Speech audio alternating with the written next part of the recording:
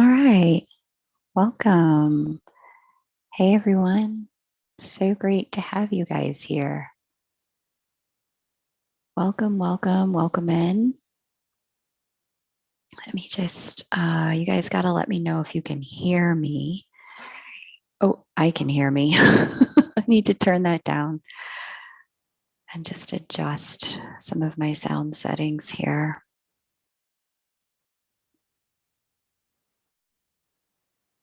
There we go. Okay, turn that down. Hey Katya, welcome. Hey Kayla, welcome. Lynette. Oh, thanks for letting me know, Lynette. I really appreciate that. Hey, Celia. Oh, perfect. Thanks for letting me know, Katya. I appreciate it. Oh, cool, Kayla. Good morning, Wondering Empress. Lovely to connect today. Good morning, good afternoon, good evening, wherever you are on planet Earth. It is a treat to be here. Oh, and several of you already hit the like button. Thank you. I am thrilled to be here with you guys doing today's session. It's been a long time in coming. I've been meditating on this topic for a while as I've looked at my own connection and the mirrors around me as a light worker. What are they trying to show me? What are they trying to teach me? So it became really clear that a conversation about mirrors would be very helpful. And this is especially true as we have a pretty significant astrological transit going on right now where Juno is conjunct the South Node. The South Node represents our past and our history, this lifetime and previous lifetimes. And so with Juno retrograding over the South Node, meaning she went over it one time, now she walks back over it and then will walk forward again. It just seemed like it was the right thing to do, the right conversation to have, because this is a period of time where the divine feminine really has an opportunity in her retrograde moment to deeply reflect on where she's been, what's coming, and who she is as a result of, again, the mirrors her life has given her. So I'm so glad you guys are all here. Thanks for letting me know you can hear. And TK Koba, so glad I was able to find you guys. My name is Kimberly. Kimberly, so nice to meet you. All love to you.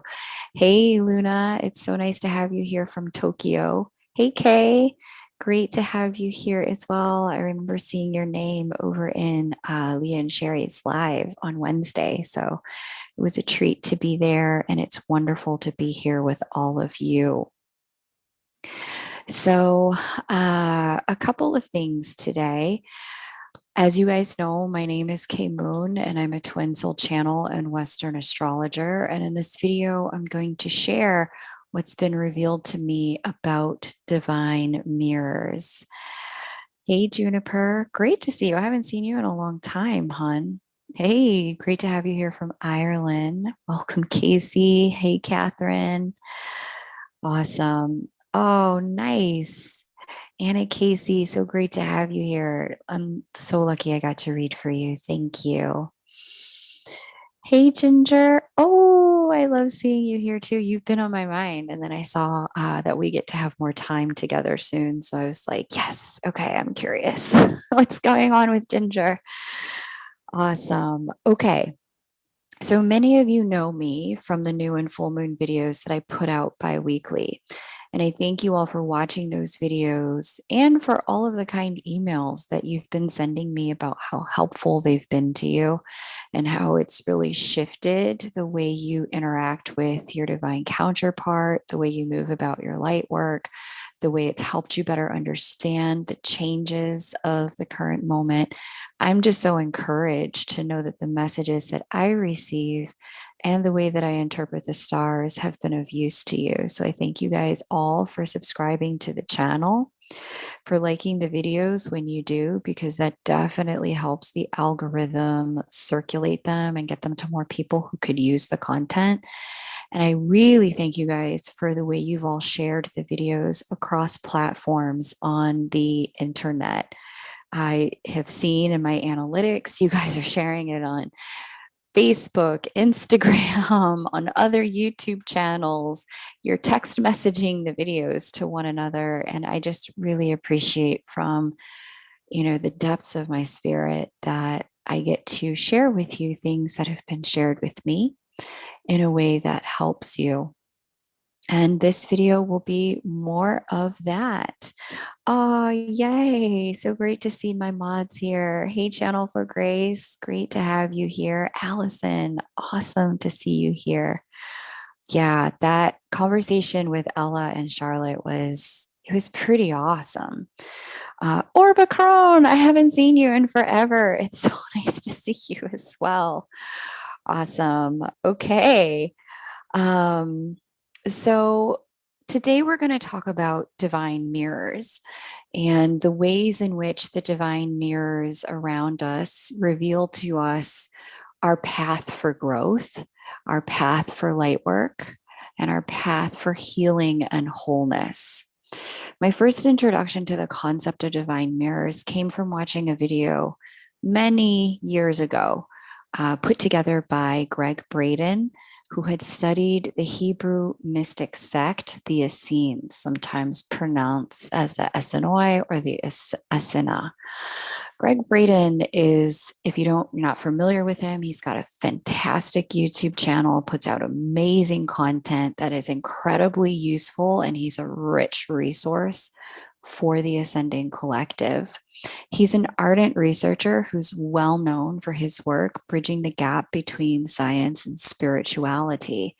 And after leaving a very successful career as a geologist and a computer and software engineer, Braden went on to study the connection between esoteric wisdom and modern health and well-being.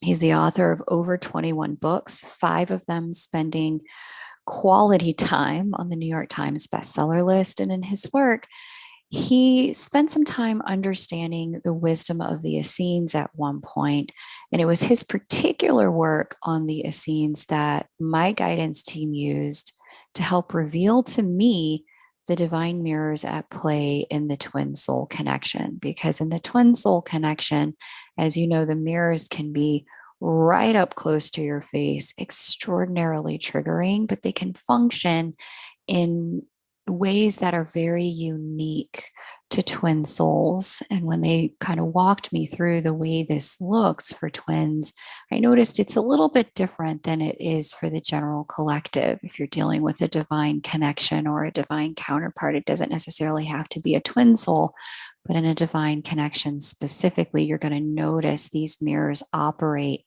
in a very heavy way as you're a more advanced soul. Incidentally, these mirrors are the same mirrors that appear everywhere in life, right? So these aren't things that are only for twin souls, but you're going to really notice that they are heavily instructive, is the best thing I can say if you are a twin soul. And you'll notice that you tend to really acutely experience them. And once you're able to put together the lessons, you'll be able to really quantum leap forward in your life. As you know, the divine connections in love really can be a lot of our biggest teachers. So if your divine connection has been one of your biggest teachers in this lifetime, go ahead and type yes in the chat for me, or feel free to just let me know, like, oh, yeah, this is how my divine connection has been a teacher for me. So I'm curious, for all of you who are here, have you ever felt like you just knew something that was happening between you and your counterpart was significant, and you knew it was going to change things, but you couldn't quite unravel what that was all about, despite feeling heavily emotionally charged by it? Like you're just like, wow, this is significant and I am feeling things. I don't know how it's significant, but I know this is going to change things. Yeah. So you guys really get it. Awesome. Hey, welcome from Sydney, Maria. Yes, and so challenging. Totally. Have you guys ever had an experience with your twin that dredged up old wounds or painful events from your past that you thought you'd already healed? Like, this is done. I have moved on from this. Life had already moved on, only for very suddenly this whole thing is like it's now brought back up. It's in your face. It's like the old wound is happening all over again in real time. Yes. Have you guys experienced that? Yeah. Yeah. Okay. So you guys really get it. And what about this one? Have you ever looked at your twins' thoughts, communication patterns, behaviors, and recognized, oh my God, that is literally me? I am, they are actually ripping pages out of my journal and out of my playbook. Yeah, totally. Maybe even you've had the experience of being deeply drawn to them and simultaneously fully repelled by the connection. Like, oh, can't be here, gotta go. Can't sit here anymore. Yeah. Self worth triggers are a big one. And what, like you were saying here, JA, and what about this? Have you ever noticed that your twin reminds you of one of your parents? In particular, the one you've struggled with the most in this lifetime in certain ways. Yeah, Anna's like, he's got my playbook. Yeah, Lori, it is unexpected and completely unexplainable. And Noki's Nook, you get it like that. Yep, gotta go. I am so drawn and so magnetized and repelled at the same time. Yeah, you guys get it. Okay, so if you can say yes to any of those, then you have already had the experience of one of the divine mirrors. And in total, there are 7 of them. So in today's session, I'm not going to have time to review them all in depth. I really wish I could.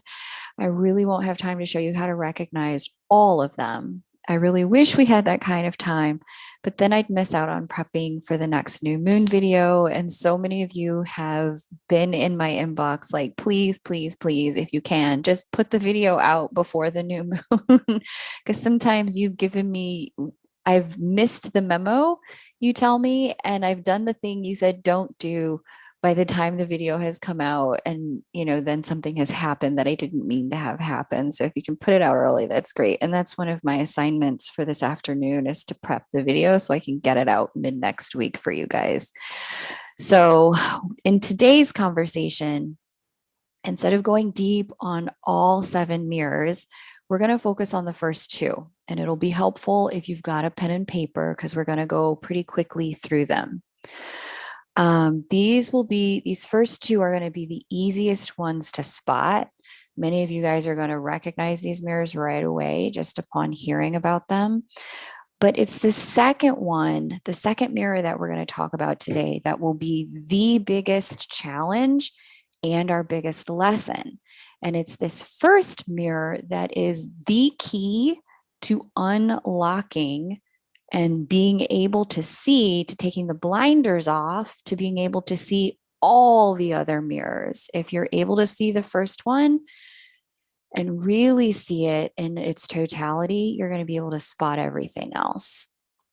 So once we understand and integrate these mirrors, in particular that second one, we're going to have the possibility of removing a lot of strife from the connection.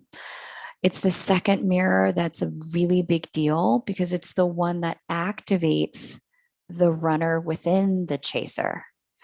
So I want you to hear that again, that within the chaser, there is a runner. And within the runner, there's also a chaser.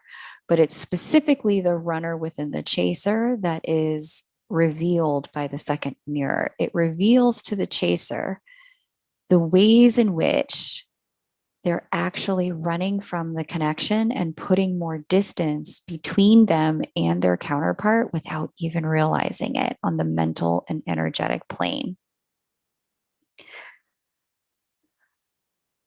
It's acting from this particular mirror without accepting and integrating it that actually pushes our counterpart away. It delays healing and it stalls our ability to return to oneness. And it puts up an energetic and verbal barrier in allowing our twin to be at peace in the connection and be at peace in our presence without resisting and without fighting. It's this particular mirror. So 1 and 2, I would say, are big keys. 1 allows us to see it all. And 2, if we can recognize 2 and integrate 2, it allows us to dissolve all of the barriers.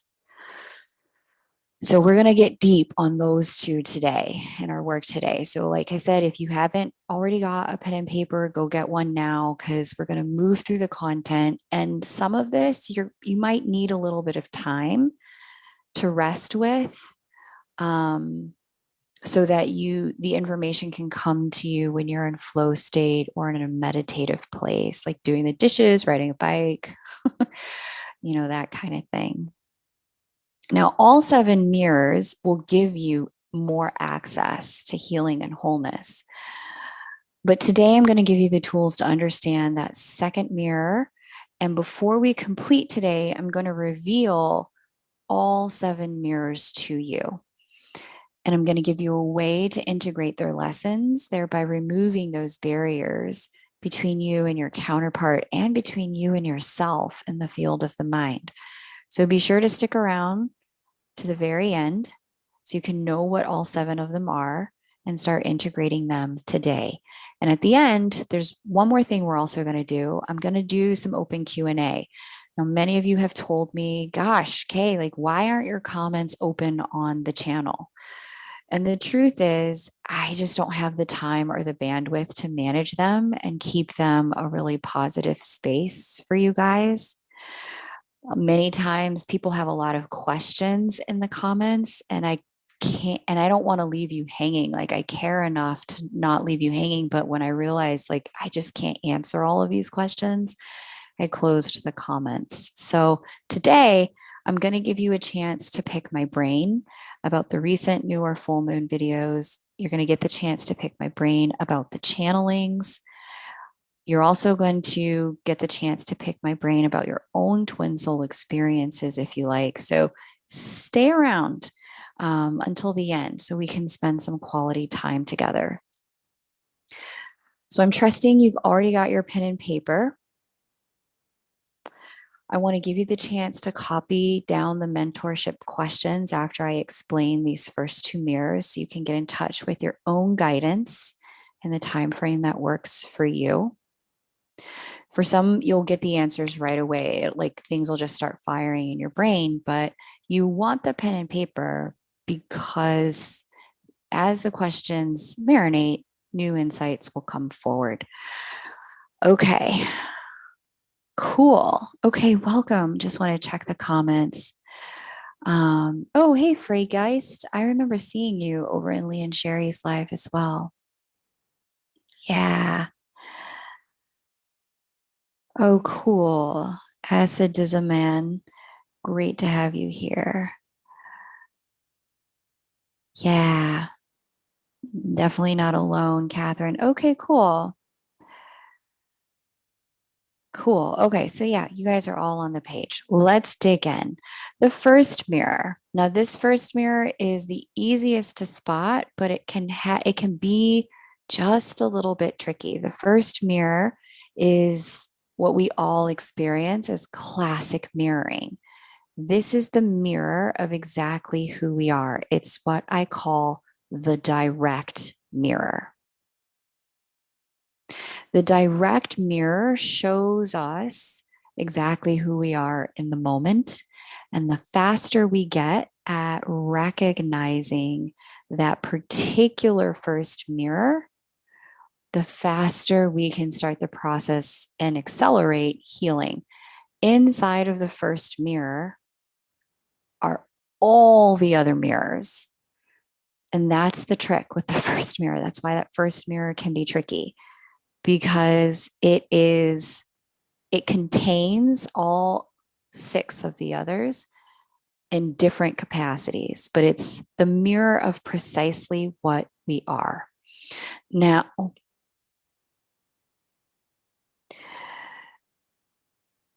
the easiest parts of identifying this mirror are the recognition of what on the surface is exactly alike between you and your counterpart. Now, this is very elementary, but many people recognize with their twin right away, like, oh my gosh, our faces look the same, our bodies look the same, we have the same eye shape or the same hair color, or we have the same, jaw structure. These are kind of classic mirror of what we are, but that's like kindergarten. When we expand beyond that, we can see that there are things even more to this that may have a little bit more yin and yang, yin within the yang and yang within the yin. So you and your twin may have very different physical bodies, but what I want you to start to consider and write this down: do my twin and I share anything in size, shape, proportion, or hair color or bone structure? So size, shape, proportion, hair color, or bone structure. That's the first thing. But then now I want you to take it a little deeper and consider the way you walk, sit, stand, and hold your body. Consider the way you move through time and space.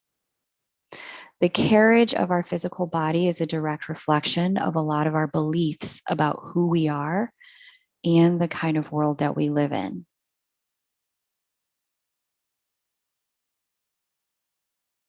The carriage of our physical body reveals to us the truth of how we see the world around us. So, do you stand in a way that reveals that you're actually really guarded? Do you both sit in a way that protects your heart or your solar plexus? Do you both walk in a way that may be closer to a run? Is there a rushing energy in the way you handle your physical bodies?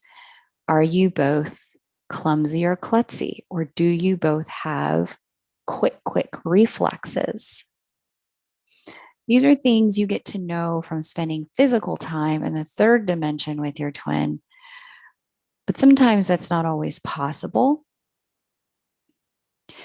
But if you have the opportunity, you're going to be able to see some of these things come through. Here are the questions that you want to write down. What does the way that you carry yourself in the physical form reveal what you believe to be true about the world around you? Are your shoulders curved and protecting? Are they back and open? Is your chin and neck moving forward? Are you back and relaxed? Do you always cross your legs? Do you never cross your legs? The second question is this: can you see any of the beliefs that you have about the world around you reflected back to you by the way your counterpart carries their own physical body? So you, for example, may not recognize this about yourself, but one of the things I recognized in my counterpart as I watched him walk through life, I watched the way he moved his physical body. There's a very quiet confidence about him.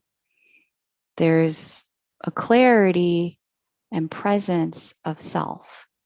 I didn't realize that that was precisely what people saw in me when they were interacting with me: a quiet confidence, a clarity of self. Many of the things that you associate with your twin are actually projections of the direct mirror. You just haven't fully seen them yet. Many of the things you appreciate about your twin live in the direct mirror. You just haven't been able to appreciate them about yourself yet. Now let's go even deeper.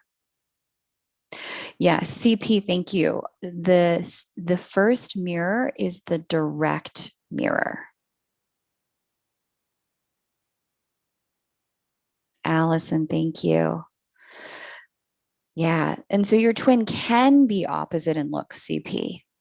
Can be opposite in looks. In fact, that's something that my twin and I have in common, is that we are opposite in look. But here's the deeper on the physiological level that you need to know about. Consider your physiological, biological, and health history. At what ages did you have significant health challenges or biological advances? So two things can be true here, like growth spurts is what I'm talking about in terms of biological advances. You and your twin could have experienced the same things at those same ages, regardless of age difference. So for example, at 14, you could have sprained your ankle. And at 14, your twin could have sprained their ankle too, or broken their ankle altogether, or broken their foot. Could be the same foot, could be the opposite foot. But the thing is that it happened at 14. Now, you and your twin could also have a 10-year age difference. They could be 35, you could be 45, but both of you at age 14 had the exact same physiological happening. That's one way this can show up. But the other way that this can show up is that you both could have experienced those same things simultaneous to you both in time, regardless of the age difference. So now, here's another example from my counterpart and I's life. At, was it about age, I think I must have been 21 or 22. I went through a significant, painful heartbreak. It took me about 6 years to get past it at that time. And I remember as I was moving through it, there was a pain that physiologically I could feel right behind my heart chakra on the right side of my back. Now, fast forward, that, I healed that pain. It was no longer a problem for me. I meet my counterpart. And my counterpart and I have a age difference between us. We're not the same age. But I remember early on in our connection, looking at his back and going, do you realize you have a lump in your back, like a thing there? He was like, what do you mean a lump? I was like, right here. And I pressed it. And he was like, he wiggled. He jumped almost out of his skin. He was like, oh, there's a lump there. I was like, yeah, look in the mirror. And we got the mirror angled so he could see the lump. And he looked at me. He was like, do you realize you have the same one? There's a lump right there in your back in the same place. I was like, whoa, no. But I remember having pain there, chronic pain there after a particular heartbreak. And so now we have this thing in our bodies that likely in his life came on at the exact same time as it came on in my life, despite the age difference. And it's directly behind the heart chakra. So it's an interesting thing that can happen. This is actually very common between twins. Now consider things like your birthmarks, consider your moles, consider your scars that you may have on your body. All of these can be reflections. Even if your twin looks nothing like you, all of these can be reflections of the direct mirror in the physiological form. My twin has a mole on his eye. I have like a blood clot in one of my eyes that left a scar. And it's literally, if we're facing each other, it's a mirror image, even though we look nothing alike. So there's that. This is just on the physical level, but let's take this a step deeper. Let's go to the emotional and mental planes. In the mirror, the direct mirror, if you are clear about what your wounds are, your core wounds, if you're clear about what the stories, your limiting beliefs are that you tell yourself, you will see those reflected back to you through your divine counterpart in the direct mirror. So, for example, in the direct mirror, I had a client once who had a counterpart who had an addiction, and her counterpart's addiction was to substances. And so she had to take some time away from the connection.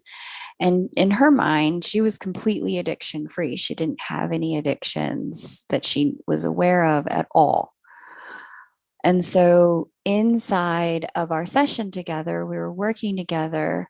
She said, one of the things that I really struggle with is being able to move forward when an opportunity comes to me. Can you help me understand why that is? And I looked at her chart and I said, well, what's interesting here as I look at your chart is that in similar places where your counterpart has the substance addiction, it looks like you have an addiction to overthinking and control.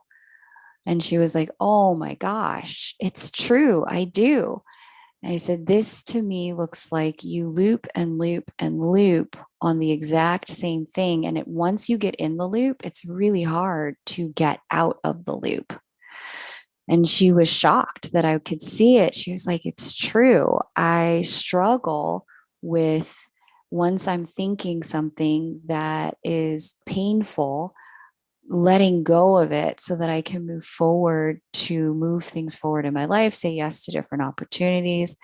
And I said, he may be addicted to substances, but if you want to clear this, want to assist him, there's nothing you can do as his counselor, but as his counterpart, energetically, you can clear your own addiction to overthinking and negative thought loops and patterns. She was like, wow, that was worth the price of admission. Thank you. I didn't even realize I was doing that, but you're right. I do have this mental addiction to control and being looping, trying to avoid pain. And it's exactly what he's doing, trying to avoid pain with his addiction. So that's the mental and the emotional. What I want you to consider here are the guidance questions, the mentorship questions that you can take into consideration. I want you to write these down. Number 1, what limiting beliefs do I clearly see are at play for my counterpart? What limiting beliefs do I clearly see are at play for my counterpart? Where do I see they limit themselves in work, in love, in friendship, in family? Where do I see they have limiting beliefs at play?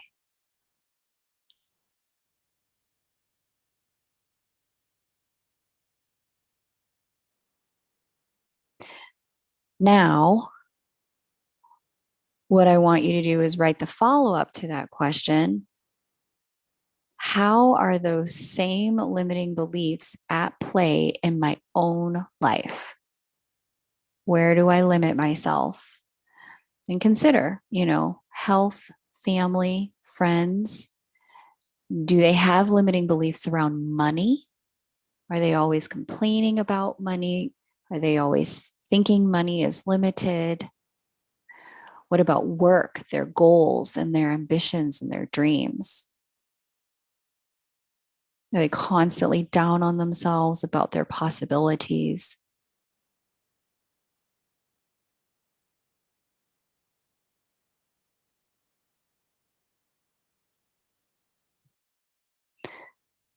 So the first question is, what limiting beliefs can I see at play in my counterpart's life? And how are those limiting beliefs also at play in my life?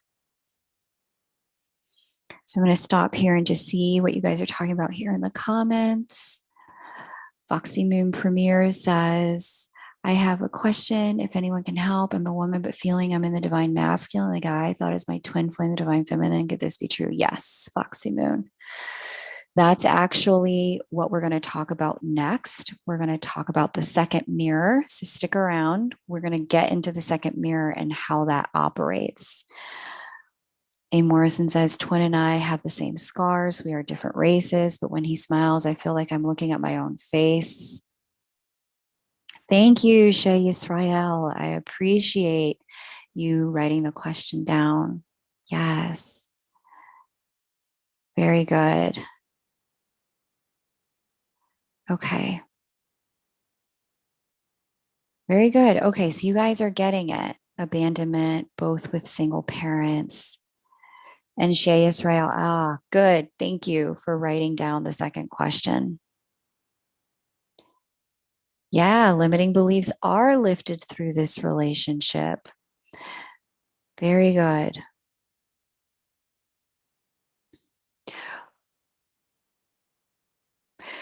So, Lynette, currently text only, you can consider the entire context of the relationship. You don't need to go just with what's happening currently. Consider what you saw and understood up until now from the past. Okay. Very good. Okay. He is okay, Catherine. Very good. Okay. Very good. So you guys are recognizing this. You guys are recognizing the mirror. Very good. Okay.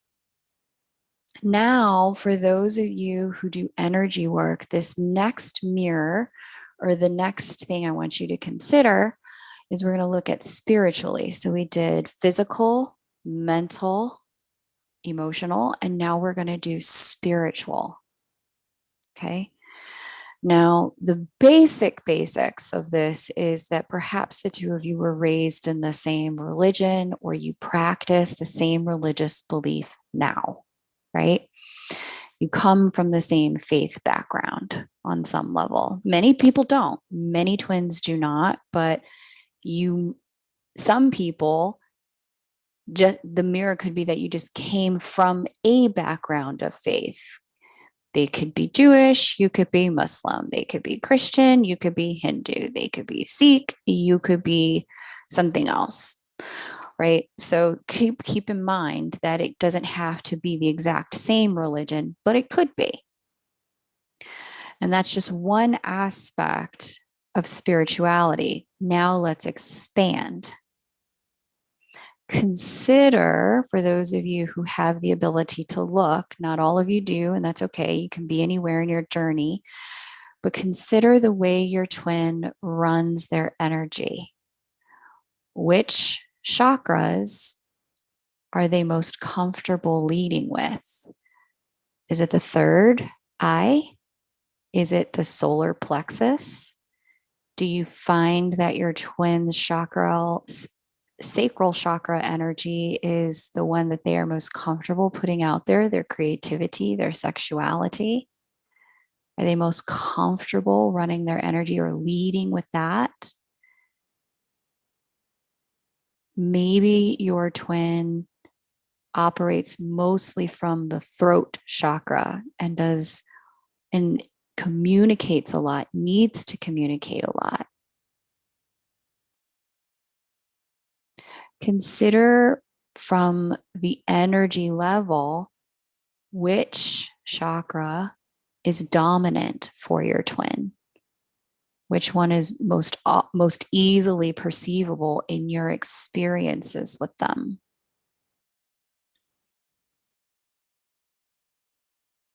Thanks, Juniper. I really appreciate that, sweetheart.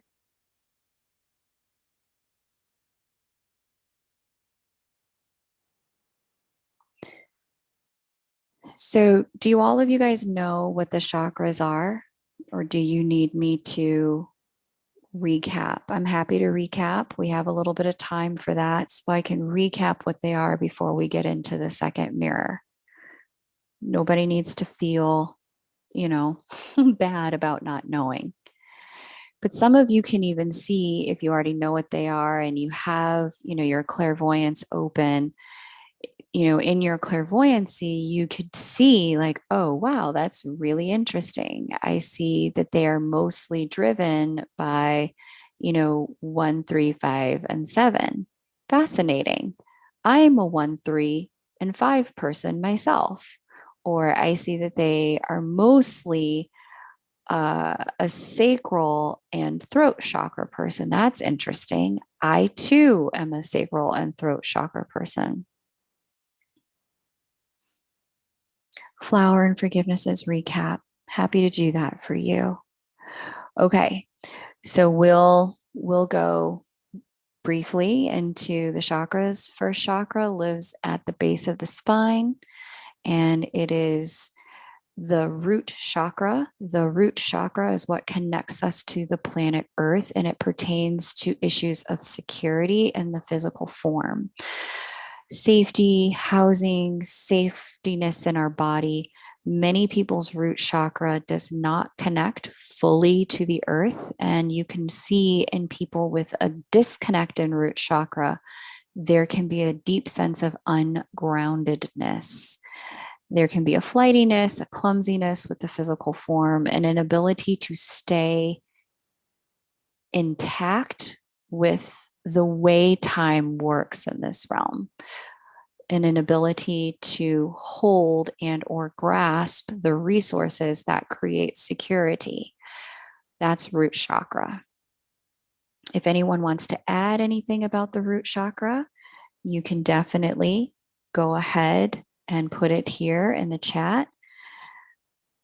Second chakra is the sacral chakra. Sacral chakra lives just behind our belly button, maybe even below, depending upon your anatomy and your spiritual anatomy. Just above like the hip flexors a little bit toward the center. That sacral chakra is and it holds and allows us in that source energy center to connect with the energy of creativity.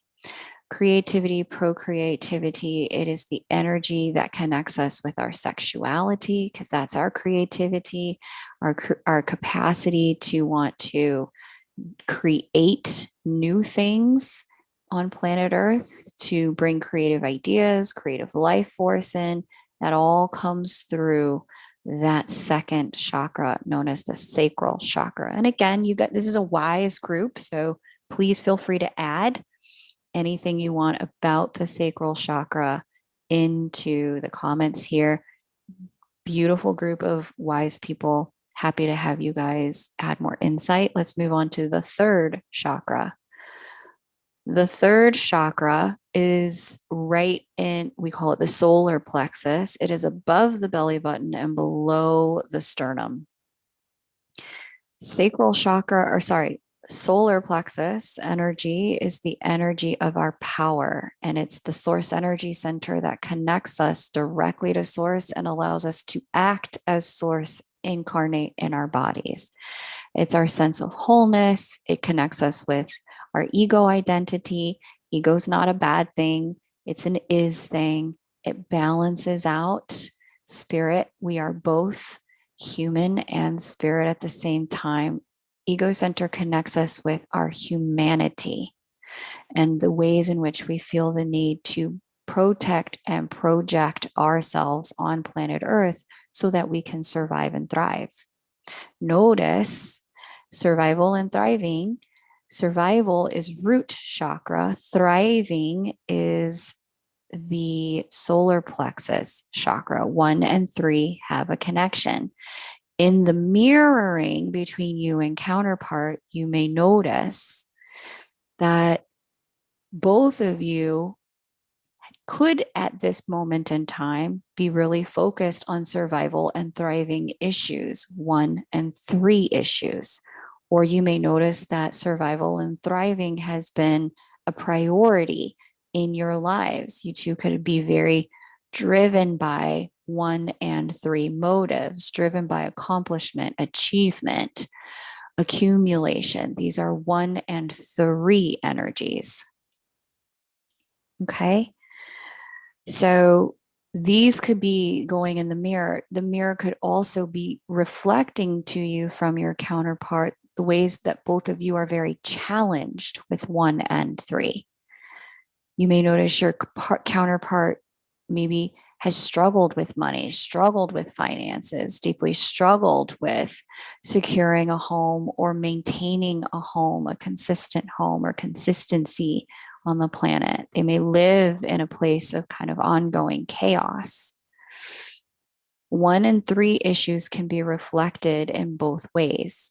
Let's go on to the heart chakra. Heart chakra lives right, I would say just above the lowest sternum point and below the throat. It's in between the breasts at the breastbone in the middle of the chest. That heart chakra is the one that gets activated, that we can almost feel in a biological, physiological way post breakup, or when we're experiencing sadness. We can feel that in the heart chakra. The heart chakra is the energy that allows us to connect with love and life force energy with other people. The energy from the heart chakra and from the throat moves through the shoulders and then out of the hands, and also down from the heart chakra through the feet. There is a heart chakra connection in the palms of the hands and the soles of the feet. So many of you recognize that, like, when you're near someone that you love dearly, it doesn't even have to be a romantic partner, but that your palms and your feet get very sweaty, or they may get cold and clammy if you're very nervous. You may recognize in the direct mirror that your counterpart is very similar if you've ever held their hand, that their hands warm up or they get really clammy or cold if they're very nervous around you. They're drawing that heart, that life force energy toward the heart, activating the heart in your presence. The heart chakra energy in the direct mirror is one that gets very activated with counterpart because it will start to open. And in that opening, what you witness is exactly what you do, and then exactly what they do in the presence of opening heart chakra energy. Do they shut down? Do they open up? Do they want to fall into it? Are they repulsed? Are you repulsed? When heart chakra energy opens up, the wider it gets, the more distance some people need to feel safe. The more expansive heart chakra gets, the more space they need to integrate it. And so this could be reflected to you in the direct mirror, that you may have fallen very deeply in love with counterpart. And you may have felt like, ooh, I want to melt into this space. The more I'm around them, the more heart chakra opens. And you may notice they feel or do the same. But that could also, depending upon the way they're running their energy, throw some of the other chakras off. Heart chakra may open, but then that may cause them to get a little wobbly in the first chakra, the security chakra. And so they have to take a step back to rebalance. And you may even notice this within yourself, that you, heart chakra opens, security gets unstable, and all of these things start to unfold. Like you stop paying attention to the money you need to make. You start spending money or time frivolously. Heart chakra's opening, but then with it, because root chakra isn't stable, fully connected to the earth, what can happen is a sense of codependency. wanting to ground through them. And as their root chakra destabilizes, you can get into a place. They can get into a place of running. You can get into a place of chasing. And it's because 1 and 4, root and heart, don't have a good balance yet. And that's a piece of the direct mirror. Let's go up to the throat. So throat chakra energy. That's just one example, but throat chakra energy is the ways in which we interface with the world. Our divine energy has a way of communicating with the world. It blends with the heart through the high heart. For those of you who are more advanced, it blends with the heart through the high heart and moves out through the hands as well.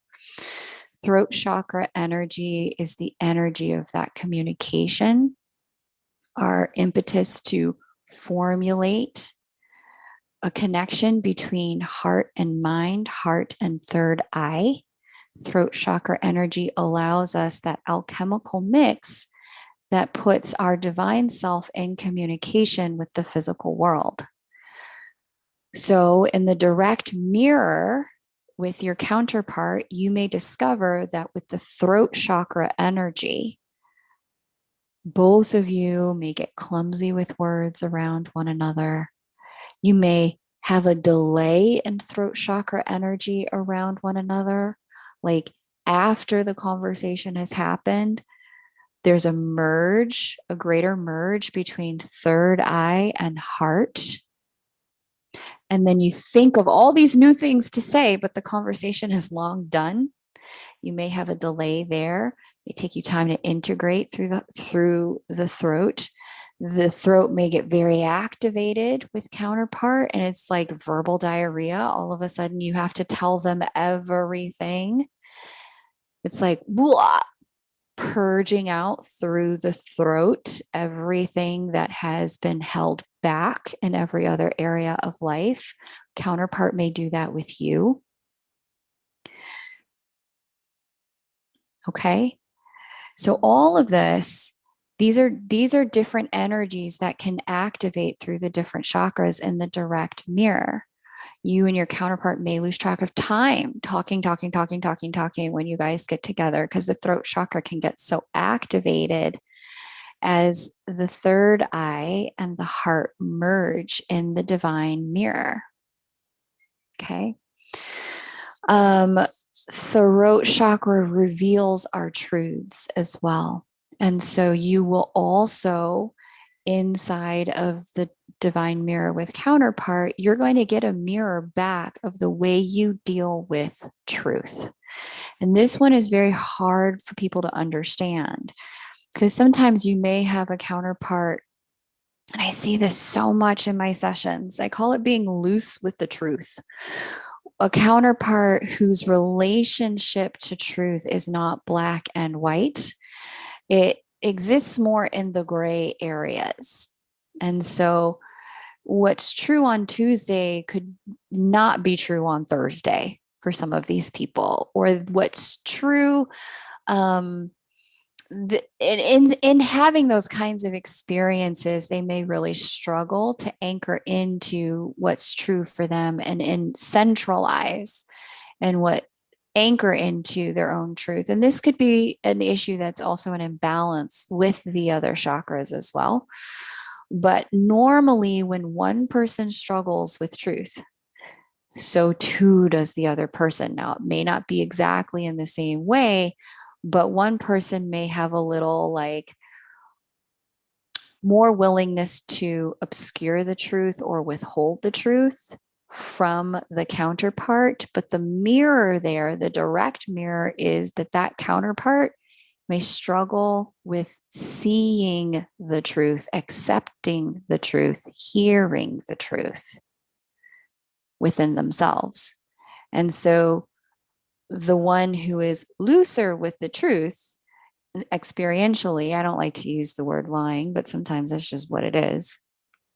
So the person who doesn't always reveal the whole truth, withholds a lot, is just mirroring back to the other person the ways in which they struggle to face and hold the truth within themselves. And all of these are issues within the throat chakra, and that could be a part of the direct mirror.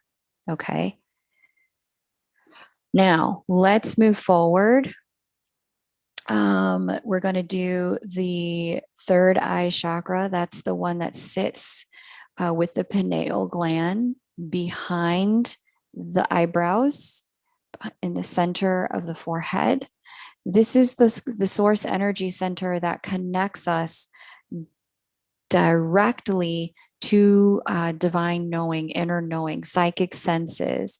This is the one that allows us to perceive psychically what's going on around us, because this is the source energy center that connects us to the environment in its totality, multidimensionally.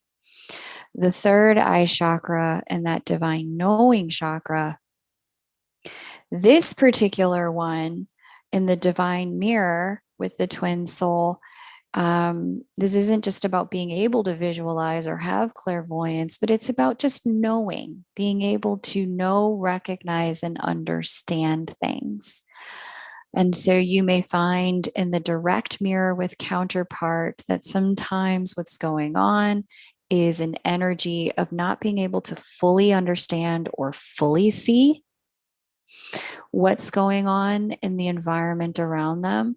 So I see this one having a direct mirror between counterparts a lot when I deal with a client who has a divine counterpart who is married to somebody else.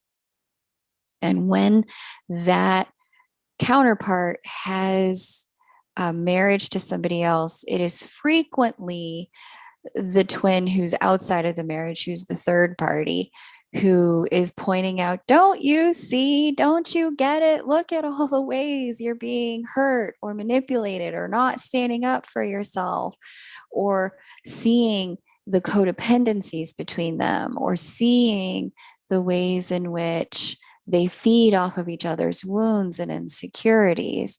But in the direct mirror, and this is where that third eye really comes in play, in the direct mirror, with those two in that marriage are revealing to the twin outside is precisely their relationship with themselves. But that's only available to see through the third eye. So it'll be important as you're listening to this in the future, re-listening, to ask yourself, if you're in a third party situation, a triangle, what is the relationship between my twin and their spouse revealing to me about my relationship to myself?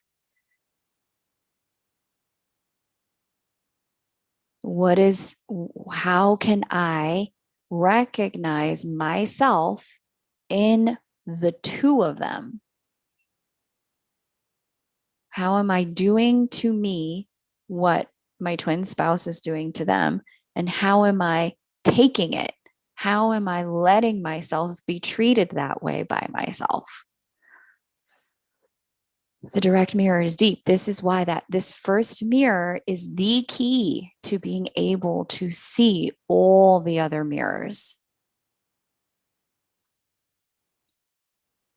And sometimes it's not even about that, about the way the treatment is. Sometimes the direct mirror there, and that the third eye can really recognize and grasp onto, has more to do with, wow, my twin is truly choosing to not face me in the connection. And now I am truly not willing to face me in my connection to my divine knowing either. And that could be the direct mirror, an unwillingness to face certain things within self, just as they are not willing to face self. And so the third eye can really reveal these things in the divine knowing. It's about expanding perception, expanding ability to see,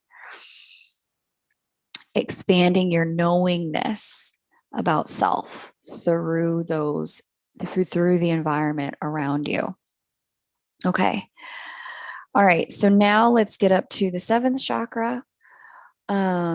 Seventh chakra lives at the crown. It goes, if you were to take your finger and place it directly on top of your head, the toppest most point, you don't have to bend your head down. It's not backwards, just the very top, almost as if there was a thread pulling you up toward the ceiling and through the ceiling to the heavens, and then anchoring through your skull at the top, down all the way through your throat and spine down. That topmost part of your head is where the crown chakra lives. And our crown chakra, just like our root chakra connects us to earth, crown chakra connects us to the heavens, connects us to the cosmic energy, connects us to universal life force energy, connects us to our capacity to channel spirit in and allow spirit, God, divine, Allah, however you refer, allow that energy to rest inside of you. When the crown chakra is closed or struggling to be open, in the direct mirror, what you may see with your counterpart is a diminishment of life force energy. You may see that they really struggle health wise, overall, overarching, that they're fatigued. They've struggled with fatigue for a long time.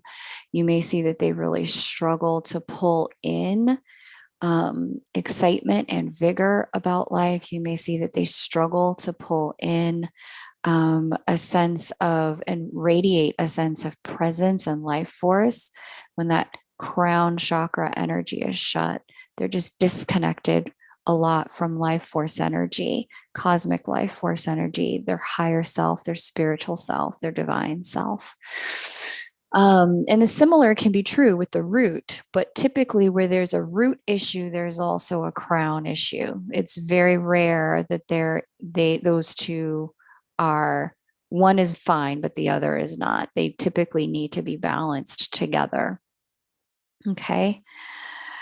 And so with the crown, the mirror you're looking for is, how does my twin interact with life? Do they hide themselves away from life? Do they throw themselves at life? What's my twin's energetic levels like? Are their energy levels the same as mine? In which ways? And then how do their energy levels, their life force levels reflect to me my own? And so this is all in the mirror of the direct mirror, is what I call it, the mirror of sameness. A lot of these things you'll be able to see through that direct mirror. But again, this is why that direct mirror is literally the key to being able to see every other one. If you can see through the direct mirror, you're going to be able to access all of the other mirrors. Okay. All right, so I'm going to pause here and just take a look at the comments. And what we're going to do next, keep your pen and paper ready, because we're going to get into the second mirror. And after the second mirror, we are going to get into Q&A. So stick around if you have availability and time for that. I thank you all for being here. Okay, let me just see what you guys are saying in the comments. Foxy Moon says he helped open your heart chakra. That can, yeah, the experience of loving them can really open your heart chakra. Aaron Lane says he's very in his heart. Very good. We are almost better together. A lot, Aaron Lane, that is a common experience after twins have activated spiritual union energy. And I talked about that in the channeling with Charlotte and Ella. Okay. Cool. Eugene, bring that question back for Q&A. I'm not doing Q&A yet, but I will talk about that on Q&A. It's a great question. AK, we have a telepathic connection that's very much a throat and third eye, fifth chakra and sixth chakra connection. And he does not feel the need to connect in the physical. Yep. And that could be you guys are running your energy the same in the root chakra, where the root chakra may not fully be, and the root and the solar plexus may not fully be open, but the third eye and the throat could be very open. Okay. Very good. You guys are getting it. Okay, good. I'm glad I'm being so clear. So if you guys are resonating with what I'm sharing or seeing the mirrors as we move through each of the spiritual dimension and the chakra system specifically, you could just type yes, I see it. Yes, I get it. Yes, I'm on the page. Yes, I know what's happening here. Somewhere in the comments, let me know. And we're going to go ahead and dive into the second mirror, because the second mirror, 1 and 2 operate like keys. 1 lets you see everything else, but if 2 is the integration key. And if you can integrate 2, and by integrate, what I'm talking about is the ability to bring the information in, bring it home, accept it, and find compassion for it, move into an energy of non-resistance with it. That's what integration means, like really bring it into your space without resisting it. If you can do 2 is what's going to really allow you to have a big breakthrough and dissolving all of the other walls between you and counterpart. Okay, good. Okay, Kimberly, getting there. Okay, good. You guys are doing great. Really great. Okay. So, like I said, you see how deep this stuff gets and how far it can go, right? And so, and I told you that there are 7 mirrors in total, but I really only have time to talk to you about 2 today. And so, because I want to give you access to an opportunity, to the ability to see all 7 for yourself, I am going to name all 7 and give you a brief description of all 7. But if you want to go deeper, if you want to be able to work with these, if you're ready to be able to start dissolving these and you're looking for coaching around it, I do have a special invitation for you. In the next week, I am going to launch a very special program, and that program is called Q&A with Kay. Now, I've launched Q&A with Kay before, and in this program, what I offer is an opportunity to explore these mirrors. But then after you've explored them, I'm going to give you the opportunity to more deeply understand how to integrate healing them in your world. In Q&A with Kay, what we're going to do is explore all 7 divine mirrors. And this is a special 5-week group for twin souls and light workers that will give you not only the chance to explore all 7 divine mirrors, but we're also going to talk more in depth about spiritual union, which is part of what I just spoke about in the last video. Spiritual union is the ways in which twin souls can really merge in the 3rd dimension energetically, and how to balance that merging energy when it feels like it might throw you off. We're going to talk about the role of soulmates, ascension partners, and having more than one twin. It's rare, but it happens.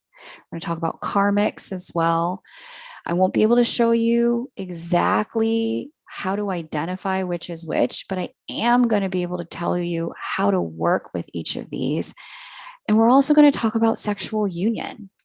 And the sexual union energy is the energy that happens between the 2 of you when you connect in the 3rd dimension, body to body and spirit to spirit.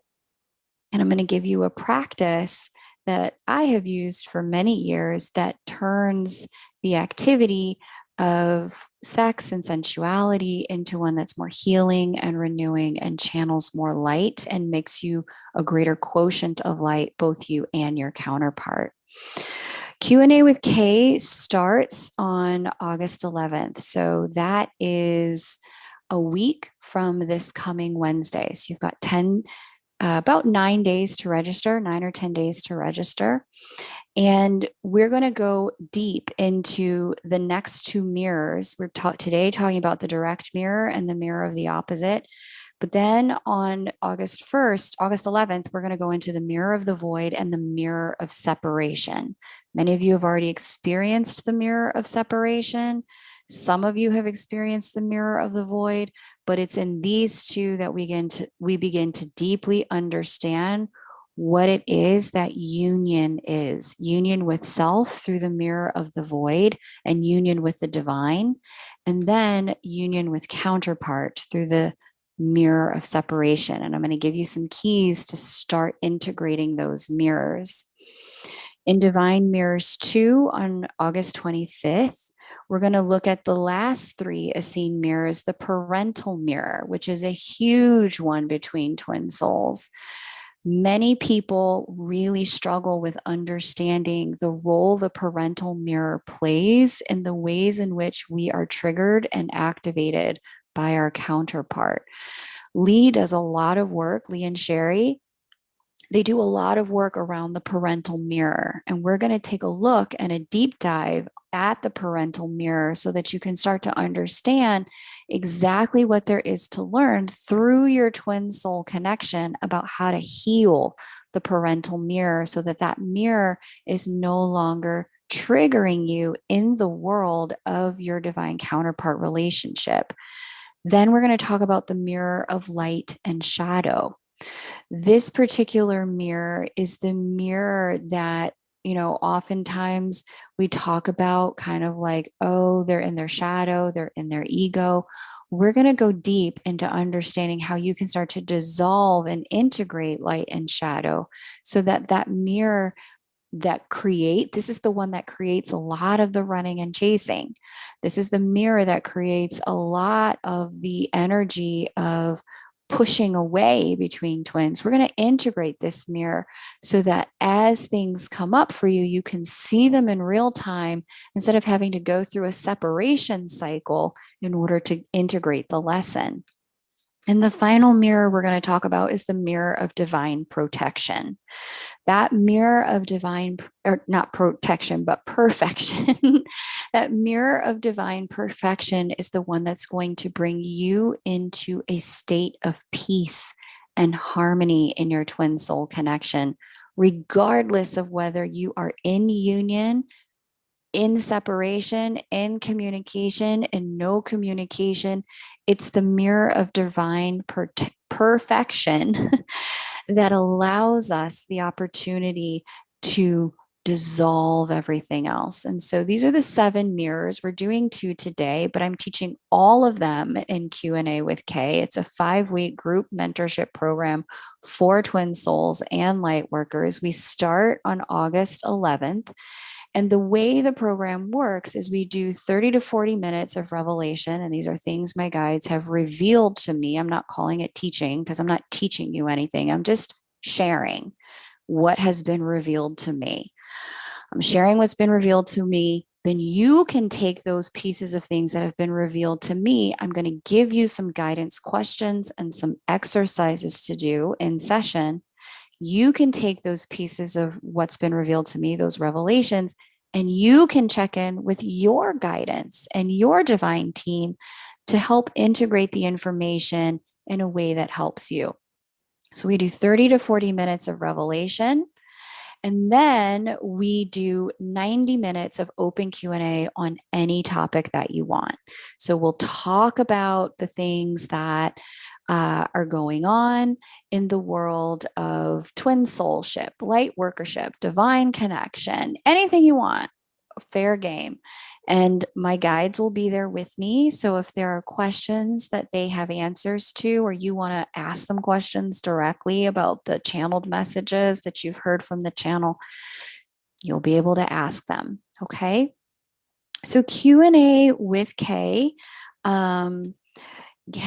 it starts on, I say August 11th. It goes through September 8th, but registration closes in about not this Tuesday, but next Tuesday, because we start next Wednesday. Now, registration may be open for more than a week, but last year the seats sold out within 5 days. So I'm saying that because I want you to go ahead and sign up as soon as possible. I'm going to paste the link here in a moment inside the chat so that if you want to sign up, you definitely can. The opportunity is going to be here, but I only offered it for the first time last year. It's a year later and I'm offering it again. Many people wanted to have the opportunity more recently, but honestly, I don't know how often I'm going to offer it. I don't know if it's the kind of thing that I'll offer before a whole year's time is up again. So I'm just going to go ahead and give you the link. So if you want to sign up, you can do that now. And then just so you know, for those of you who are like, I don't know, but I want to, courses are on Wednesday at 7 p.m. Eastern Time. Everything is recorded. If it doesn't work for your schedule or time zone, you will be able to submit questions virtually that I will answer on the live, and you'll be able to have the recording. Okay. We're doing this on Zoom, but Zoom does allow phone number call-ins like a conference call. So if you're old school like me, I carry in the grocery store a list written on paper by hand of my groceries. You may like to use the phone rather than a computer. If that's you, go ahead and sign up because Zoom does allow you to call in by phone number and it is chat supported. So if you're not the kind of person who likes to come voice to voice and ask questions, if you want to type your questions in, I can read those and answer them for you.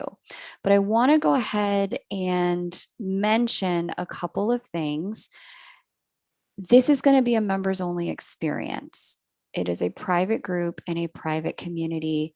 So the things that we share, the questions and the conversations we have in Q&A with Kay, they're specifically for people who are exclusively a part of this group, which makes what we're doing in the group sacred circle, closed circle, and confidential. And you're going to recognize the pull in this is going to be right for you because at some level, you recognize at this point, you're going to always be doing the work. The journey never ends now that you have awakened to your divine energy and to divine love. And you also really recognize that this is about being an expression of love for the greater good of all.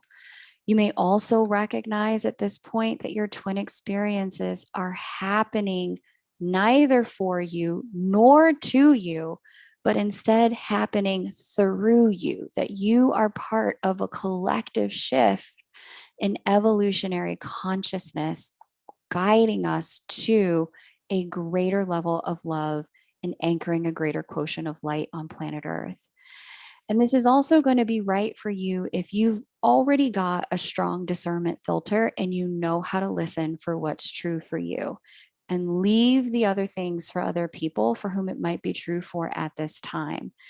If you know how to lean into your intuition, if you're not easily triggered or confused or unsettled by information that just doesn't apply to you, then by all means, you're going to love Q&A with Kay. But if you know you're in a really sensitive spot and you just need to really nurture yourself and you're easily triggered, easily thrown off, then I would say wait, maybe do the next round of Q&A with Kay because the conversations we're going to have during this round are going to be really rich, very profound, and it's going to activate a lot, especially when we talk about spiritual and sexual union. It's going to activate a lot in your field.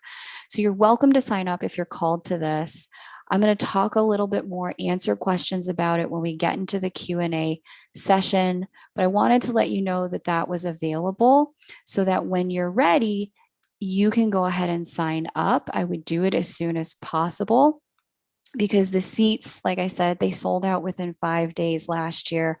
And I really want you to have the opportunity to join if you're called to joining now. So here's that link again. Let's get into the mirror of opposites. All right. The mirror of opposites is the mirror, the second divine mirror. This particular mirror reveals to us everything that we need to know about the things that we are rejecting.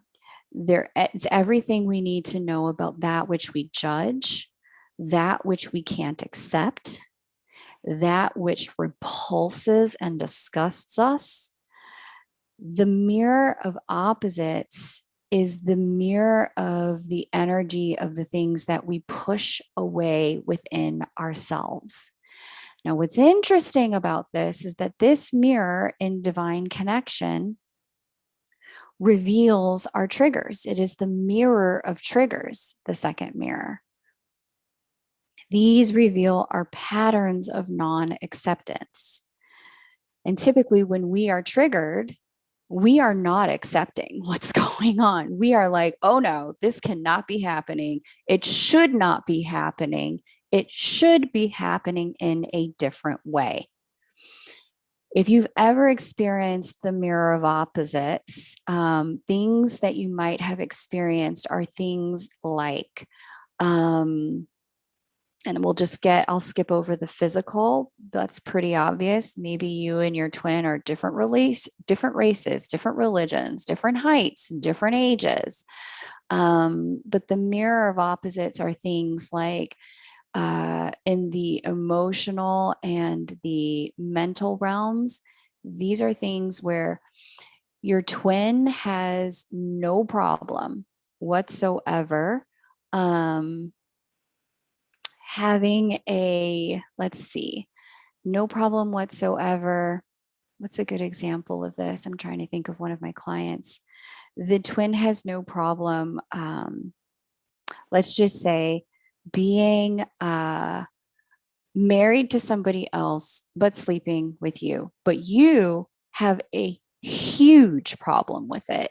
A huge problem. You're like, oh no, I grew up in this house where infidelity was a piece of the way I grew up. And I am repulsed and disgusted by the fact that they hit on me, even though they are married to somebody else. And so they're really fine with it. They're very open to it. It's not their first love affair with somebody else. Maybe even sometimes their spouse sleeps with somebody else. And this is a part of the way that they do commitment, is to let each other have that physical freedom with other people. They could be in a non-monogamous marriage, but you're completely repulsed and disgusted by the idea.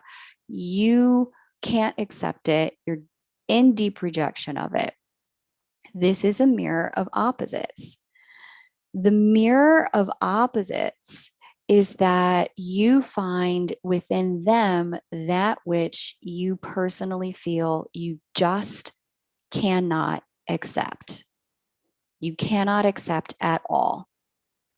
And inside of the mirror of opposites, we're shown the places that in life where we have rejected what life has to offer. They reveal to us where we need to grow in our compassion in order to facilitate more union and more love. And so in the mirror of opposites, let's just say, for example, you've had the experience of, let's say, let's take it out of the twin soul context. Let's just put it in the context of being a light worker on planet Earth. We could be very repulsed by people who verbally abuse other people, right? Your twin may not be doing this, you may not be doing this, but let's just say you are in the grocery store and you see a mother or a father or a parental figure, verbally abusing a child. like, you stupid child, how could you take that off the shelf? And they snatch whatever the child has taken off the shelf. And then they get in the child's face with a pointing finger and publicly humiliate the child, yelling at them in the store about what a bad person they are. Okay. Inside of the mirror of opposites, this is an experience where you might feel so deeply repulsed, deeply triggered, deeply unaccepting of the fact that this is one of the experiences on planet Earth where you can't even acknowledge and or witness it. You try to put it out of your mind as quickly as possible. It lights you up, like all of your chakras are now like, blah.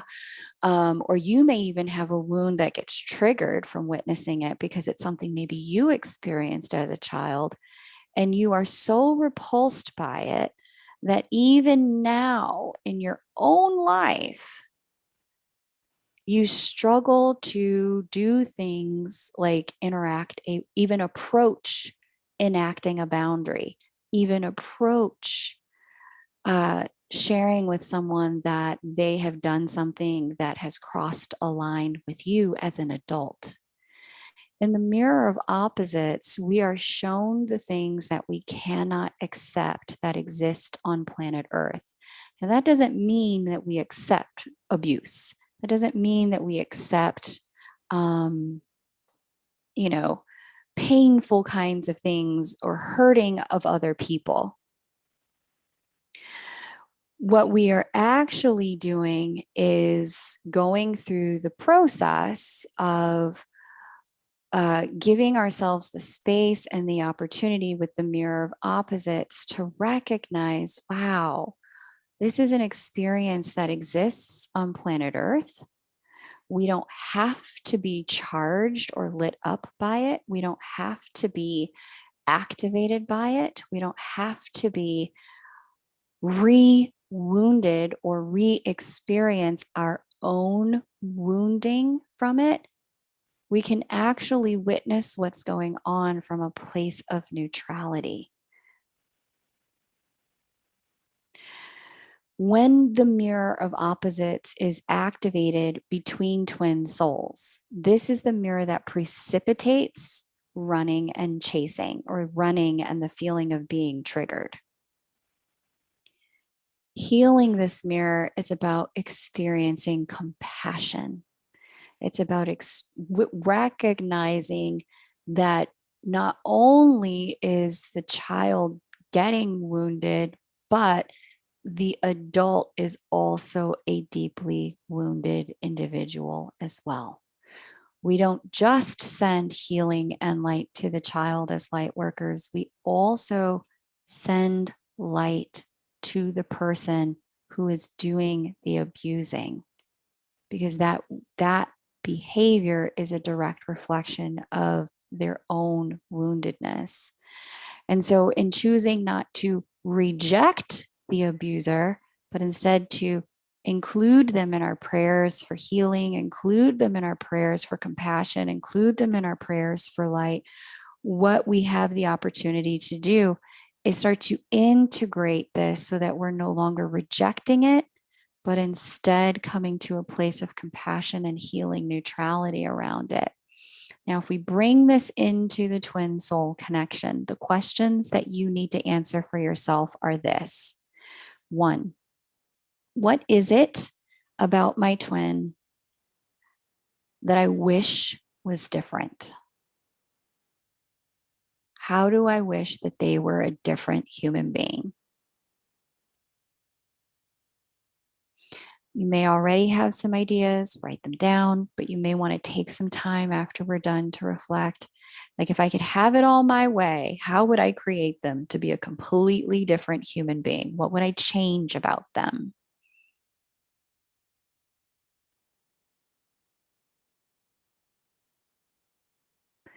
The list of things that you would change about your twin is exactly the things that you are rejecting in life and rejecting in them. And it's when we are repulsed by to the degree to which in our brain we are actually willing and wishing to change, this particular mirror is revealing to us our own triggers and that which can be healed in us so that we can be with those aspects of our twin without needing them to be a different person.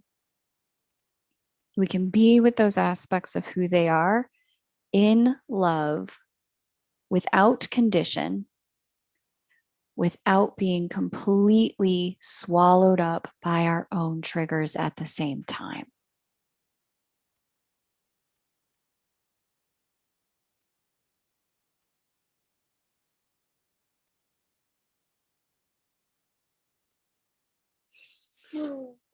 So it's pretty deep. It's pretty deep when we have the energy here of recognizing, like, wow, okay, everything that I would change about them is everything that I'm actually rejecting about them. And as long as I'm rejecting them and the energy of rejection is in the space, I'm triggered. And as long as I am triggered, I can't be at peace in having them in my life, and they will be ill at ease in my life. Like I said, this mirror, the things that we can recognize in this mirror are all the things that create running energy from our counterpart. Maybe we would change about them that we want them to communicate better or differently. Maybe we would change about them that we want them to do different things with time and the way they utilize time and spend time. Maybe we would do things, what we would change about them is we would go about the business of changing the way they treat their body. And you could be a very health conscious person. You could be a highly communicative person who reveals their feelings. You could be the kind of person who, takes time to prioritize their time, but they're always running out of time and never have enough time for you. In the world of what you would change about who they are is all the things that also causes you to be triggered. And when you're triggered, trust me, they are running. Okay, so this energy here of the opposite mirror, we're going to talk more in depth on how to heal, what there is to do to integrate the opposite mirror inside of Q&A with Kay. And there's that link once again. If you'd like to join, you definitely can. The invitation is open to you. It's a 5-week group mentorship program. But in that first session, we're going to review the mirror of the direct mirror and the mirror of opposites, the mirror of triggers, the two we've just talked about. And we're going to go into how to heal those two, how to see the first one, and how to begin healing the second one. Both of these mirrors reveal where we are keeping ourselves separate from love, where we have separation consciousness instead of unity consciousness. The first mirror does this by revealing that which we are at this time, that which we have at this time standing in the way of love. That direct mirror can really show us, wow, they really run from themselves. Wow, look at the way I'm running from myself. It can reveal the way that we have a something standing in the way of love, that first mirror. We'll talk about how to heal that. The second mirror reveals that which we are afraid to accept from life and hold in the space of our divinity as part of life, but doesn't necessarily have to be who we become. It's just an existence on the planet Earth, like oak trees, like waterfalls that we see here. It is like a cockroach, it is like a butterfly. They simply exist. We don't have to get triggered by them. The more we are triggered by these kinds of things, the more we create running to appear in the connection. And so we'll talk about how to dissolve that and integrate these, see the mirrors so we can integrate them. Okay. So, like I said, I know that there are 7 other mirrors. So I want to briefly name them for you. Like I said, I'm going to go in depth about them in Q&A with Kay, but I want you to write them down so that, as you're reviewing this in your mind, you can understand, you can start to think through, okay, maybe I have some work to do with this mirror. And further, if you want to go in depth, you can join Q&A with Kay. So the third mirror, the mirror of the void, Greg Braden had described this as the mirror of that which was lost, given, or taken away by others who have power over us, or by us in the quest to accumulate power. So the third mirror, I'm going to repeat that, the mirror of the void. This is the mirror that reveals that which was lost, given, or taken away by those who have power over us, or in our quest to accumulate power. And the accumulation of power, again, second mirror, this is why that second mirror is key.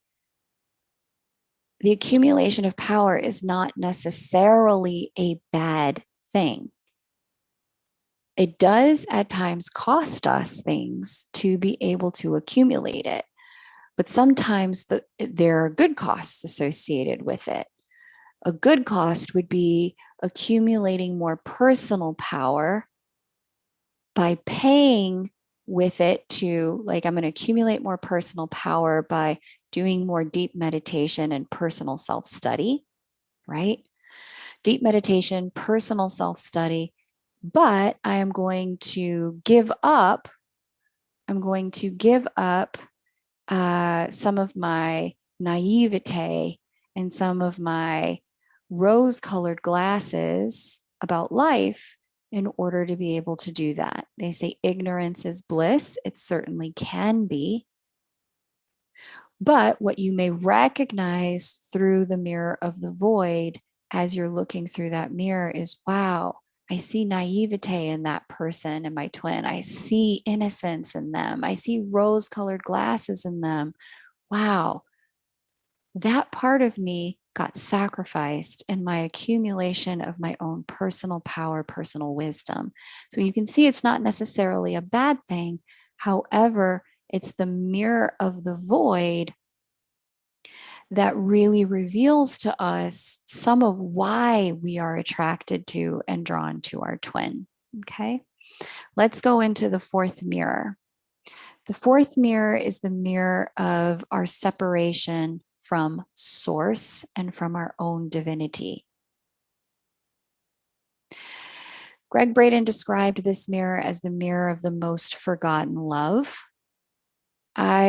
As I sat with my guides and spoke with them about this mirror, this is the mirror of the soul fracture.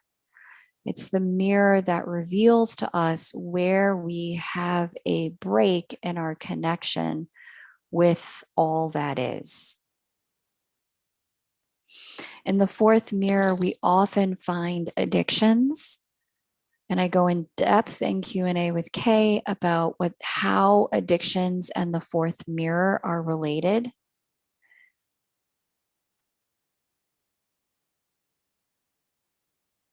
But this is an energy about the fourth mirror reveals to us where we have yet to allow source to abide, or God, Allah, spirit, whatever you want to call it.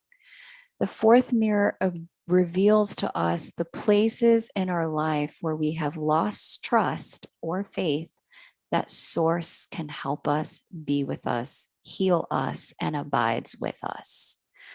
So the fourth mirror, again, is it's the mirror of our separation.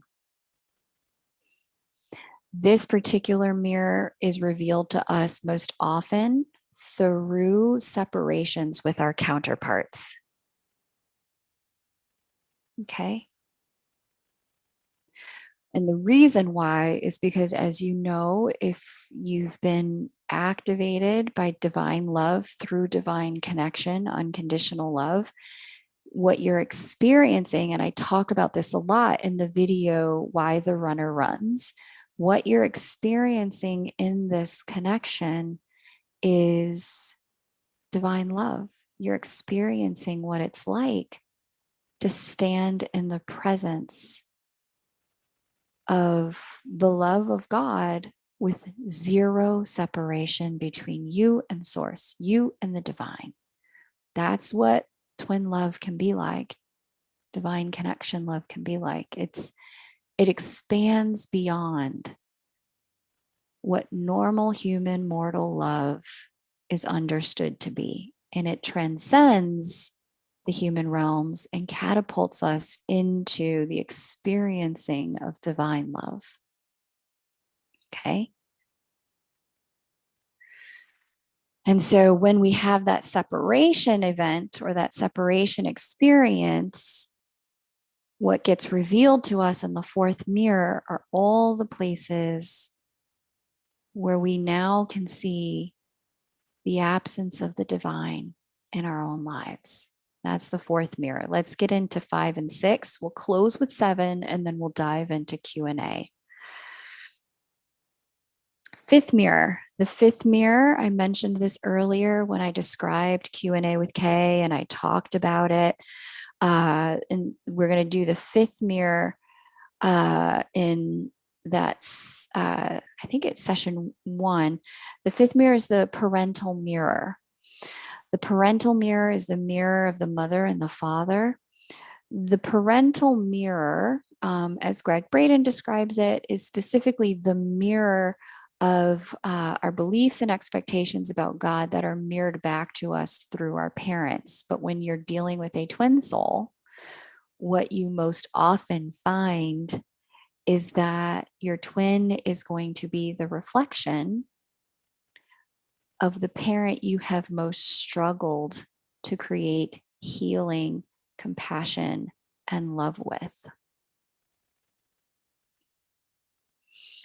And they may trigger you in those ways, even though they may be nothing like that parent, they may trigger you in that way. And this is a mirror that most often runners might really relate with. Those who consider themselves runner, they might really relate with the fifth mirror. Okay. Inside of Q&A with Kay, we're going to unpack that a little bit more so that you can, if you're struggling with really seeing like my twin doesn't remind me of either one of my parents, we're going to unpack specifically how the fifth mirror, the parental mirror, is active and alive in our lives so that we can see it, integrate its lessons, and heal. Until this particular mirror is healed, one of the challenges is in our twin connection is that we will find that we repeat the relationship that we had with that parent with our twin, or we will repeat the relationship that parent had with their spouse, whether it's your mom or your stepmom or your dad or your stepdad. We will repeat whatever that difficult relationship is that they had with their spouse with our counterpart until we've healed this mirror. Okay. So Flower and Forgiveness says, wow, my twin has the same name as my dad. Yeah. Light bulb, that is where to work. That is where the work is. And like I was saying earlier, the parental mirror, Lee and Sherry do a really good job of helping people unpack and unravel this mirror if you really get stuck there. They're a great place to work. great people to work with. Okay, the sixth mirror is the dark night of the soul mirror.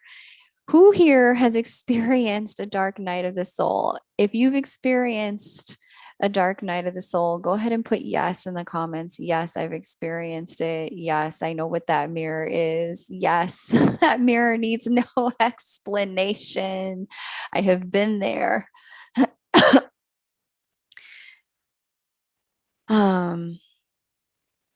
The dark night of the soul mirror is an opportunity for us to really uncover the depth, reality, and resilience of our light force.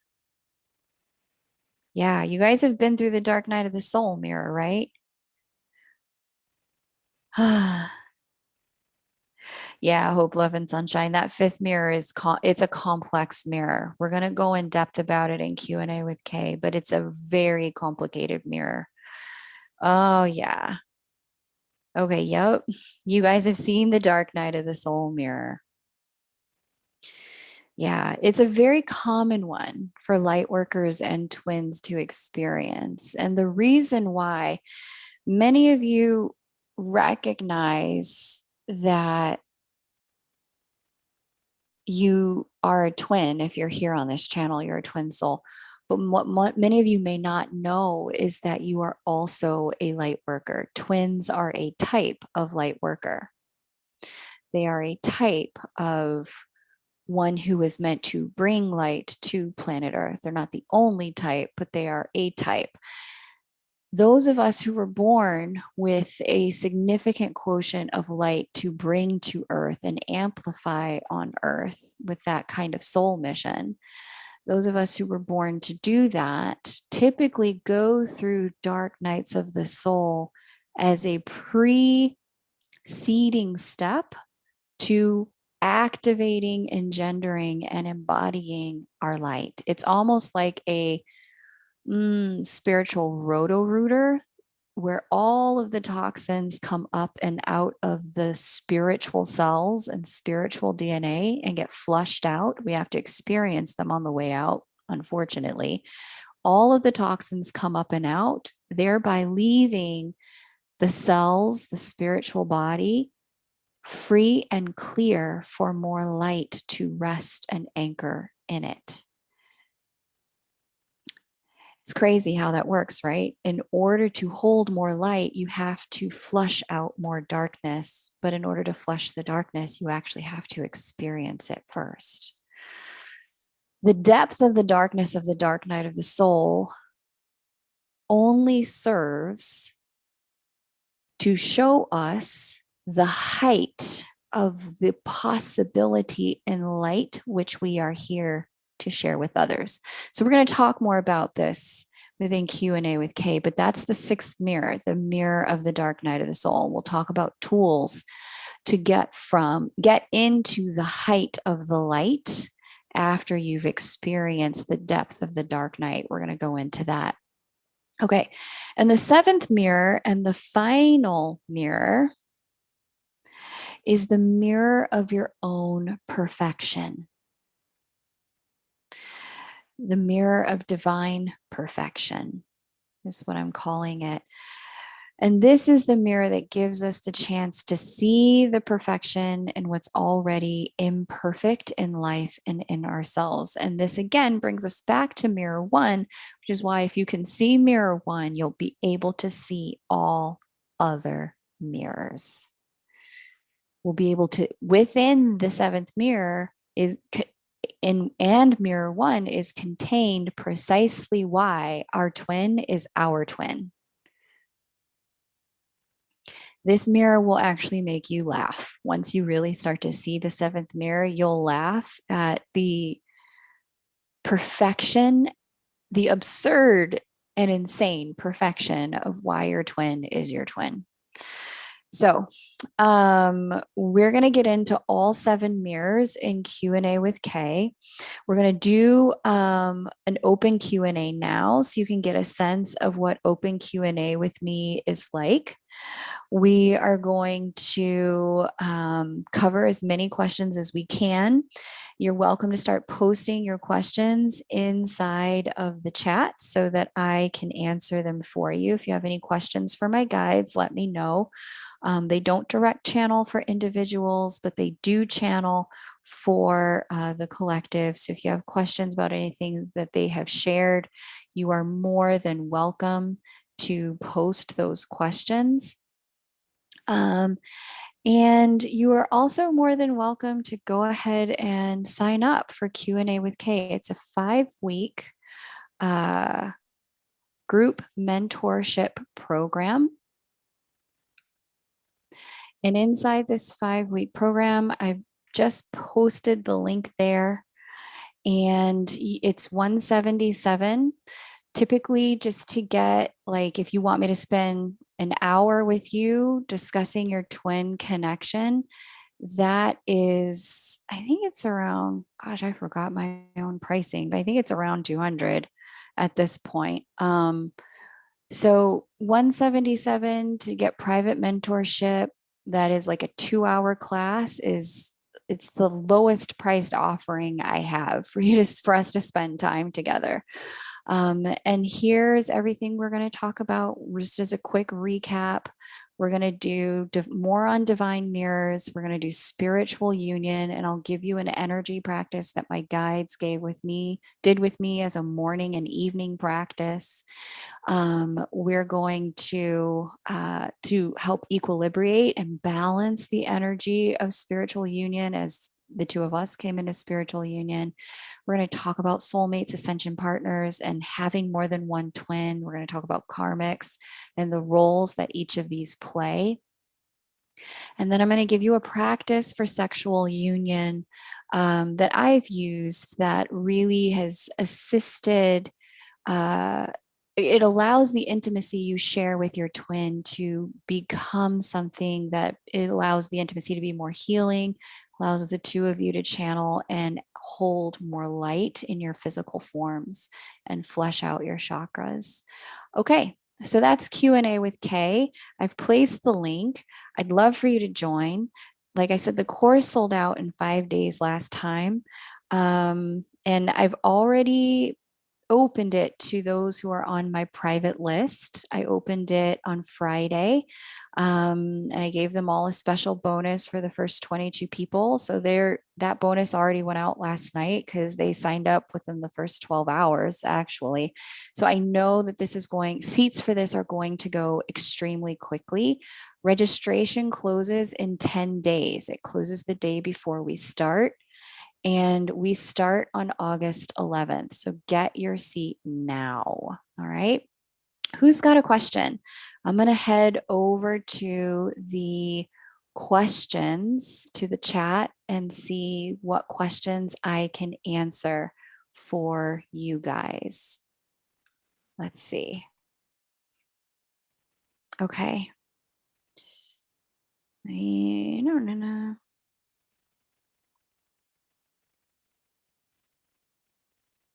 The only thing Foxy Moon Premiere says, the only thing that doesn't match with me and my twin is he's just a year younger than me, not the 10 that is typical, but checks the boxes for everything else. Foxy Moon, there is no checklist that you have to meet in order to guarantee that you and your person are twin souls. The way that you and your twin are going to mirror each other is going to be unique to every twin couple. There's no right way to be twins. I've seen a lot of people say, oh, they can't be twins because they're the same age, or they can't be twins because they don't look alike, or they can't be twins because they're both females or they're both males. It doesn't work like that. If God gave us a roster of who was a twin and who was not, you would be shocked to find how many similarities and dissimilarities rest between twins. So try not to label it, but just go with what resonates and what you can find is true for you. Okay. AK asks, can we switch between mirrors or is it a linear process? Oh my gosh. Yes. AK, great question. You can have all the mirrors going on at one time. You can have 3 or 4 mirrors going on at one time. You could have, 2 mirrors out of the 7 going on at one time. It's not linear. You don't progress through them like stages. You experience them like dimensions. Okay. And dimensions aren't, since we're on dimensions, let me get into it. A lot of people, let me find a brighter color. There we go. A lot of people believe the dimensions work like this, like stair steps to some kind of heavenly realm, where up here, we don't have to experience any of the challenges of down here. Neither the dimensions nor the mirrors operate like this. Instead, what actually happens with the dimensions is they work, and my guide said it's not even exactly like this, it's almost like this. The dimensions work like this, where here is where we might be experiencing physical form in this center circle, but then we just add on layers. We just add on layers. Notice, they showed me, that everything that's contained in this higher quote unquote dimension, and higher isn't even an accurate word to describe it, everything that's contained here is also in here. All this external dimension here contains all the challenges from all the preceding dimensions, which is why you may experience certain challenges in the third dimension that present themselves again in a different way in the fifth dimension. You can experience all of the mirrors at the same time. And not only that, but you can also experience all of the mirrors at different depths as your consciousness expands. So great question, AK. Beautiful question. Juniper P says, Kay, I really resonated with what you said with Ella about just ending it, like done. Can you elaborate on that energy? Juniper, can you elaborate on that question? I forgot what I said with Ella. Remind me of what you want to know, and I will go into it for you. AK says, I'm signing up. Good. I would love to have you. Anna Casey says, I signed up and I can't wait. Fantastic, Anna Casey. Welcome. I'm so excited you're going to be a part of Q&A with Kay. Veronica Lynn says, how do we who are literally living on air, no money, get help? Veronica, that's exactly what this live stream was for.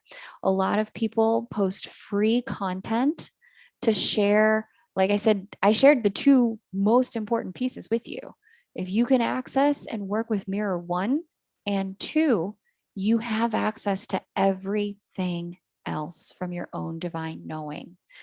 And also strengthening that root chakra and solar plexus. Typically, when there's a lack of resource in our life, there are disturbances in the root and solar plexus chakra. And it's a necessary thing to start working on our boundaries, working on self-advocacy, working on speaking up for ourselves, working on the ego. The ego's job is to preserve and protect the spirit's life as it journeys through this dimension. And if the ego is not allowed to do its job because it's experienced trauma or debilitation in the earth realms in early childhood, it can be very difficult to do the things that accumulate safety, security, resources for surviving and thriving first and third chakra. So doing the work you need to do to really nourish behaviorally, emotionally, verbally, mentally, first and third chakra, root and solar plexus, is really going to help you start to accumulate on planet Earth. Okay. Let's see. Ike Van Ryn, if both twins surrender and leave it to the other twin to make contact, how can they start contact again? Not going to chase, run. That's a very good question, Aika. My recommendation, let me just see if my guides want to say anything about that. Okay, so they're talking about hopelessness, that in the world of that kind of surrender, there can be a hopelessness that covers up faith. They're showing me the hopelessness like a blanket covering up the light of faith, and that there is a difference between chasing and sharing. Mm, yeah, okay. And they're also talking about and revealing that not only is it about sharing in just positive expectation of what are they're referring me to a phrase. What is that phrase?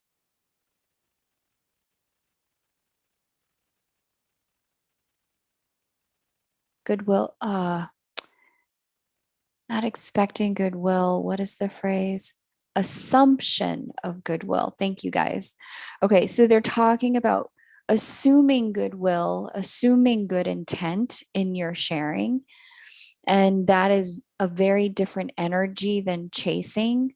But the fact that the two are conflated is related to a hopelessness that has crept in, and that is a work that needs to be done in the solar plexus and in the heart center, about the fact that love lives. And because love lives, it's a living and breathing action. It's a living and breathing feeling and sensation. Love expands, love shares. Okay. Lionsgate energies. I'm going to be talking about that.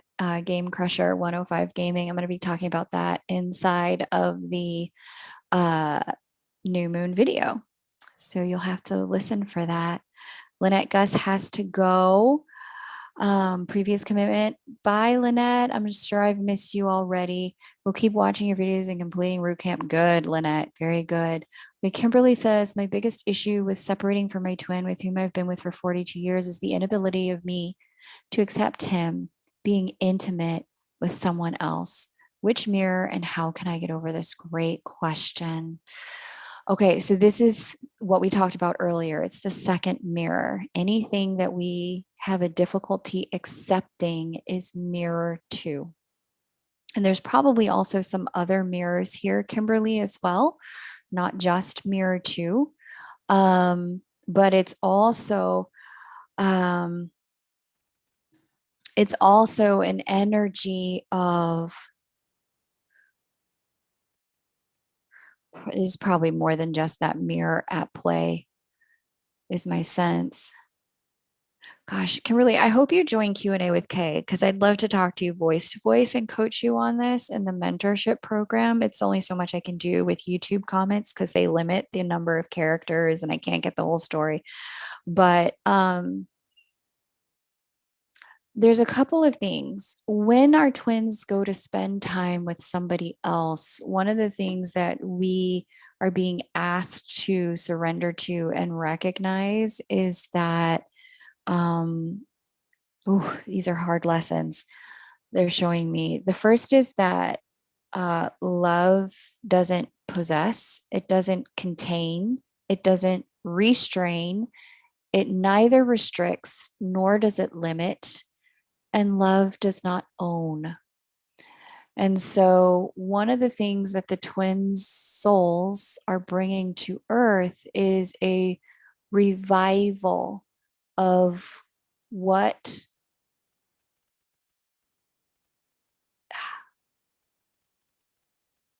Okay, how can I say that? I'm talking to my guides. Give me 1 second.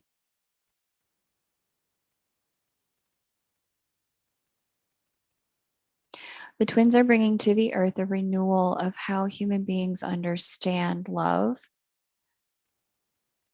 and the relationship between love and commitment. you have it here on earth that love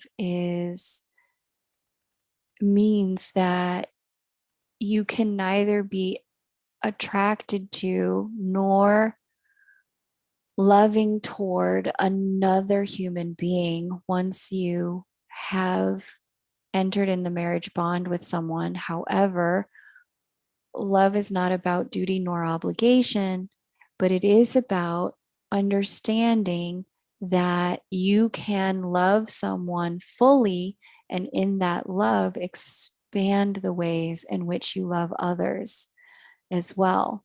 What your twin is mirroring to you and teaching to you has a lot to do with expanding your concepts of love. In this first moment, it's about self love, but in the future moments, it's going to be about recognizing that you can love more than him at one time. Mirrors around rejection are active and at play here. So that would be, let me go back here. Mirror of the void, and fourth mirror, separation from source, and third mirror, the third mirror is the mirror of the void. Okay, so many of these things have to do with things that it's time for you to be giving to yourself. And some of the lesson in this for you has to do with what you give to self. Like I said, I want to go in more in depth with that because I think this is a very common experience that deserves more time and attention. And I would need to hear a bit more of your story to give you coaching that could really serve you. I just can't do that necessarily in this format. So hopefully, Kimberly, you sign up for Q&A with Kay. Is it common for your twin to have similarities to your children? Do they have spiritual agreements with our children as well? Sometimes, Lori, yes. Sometimes it's funny because I was just talking to one of my spiritual teachers the other day. I featured her here on the channel. Her name is Carrie, and she runs True Insight Meditation Center. And we were talking about, she was doing a clearing for me, and she had cleared some energies of baby beings that had come to take residence in my space that weren't my baby beings, but they were attached to past men that I had been dating and seeing, and they were just kind of hanging out. And so, what's interesting is that sometimes the twin, sometimes those children, and I've seen this with people too, where here's an example. There's a woman I knew who she met her twin, they fell in love, and they were together just as his wife, they got together after she had died. She was dying of cancer, and the three of them were friends, and the wife had said to her, I want you to take care of my children after I'm gone. um, please take care of my kids after I'm gone. And so she did. She said she promised that she would, and she did. But then and she and her twin counterpart, they were together for 10 years.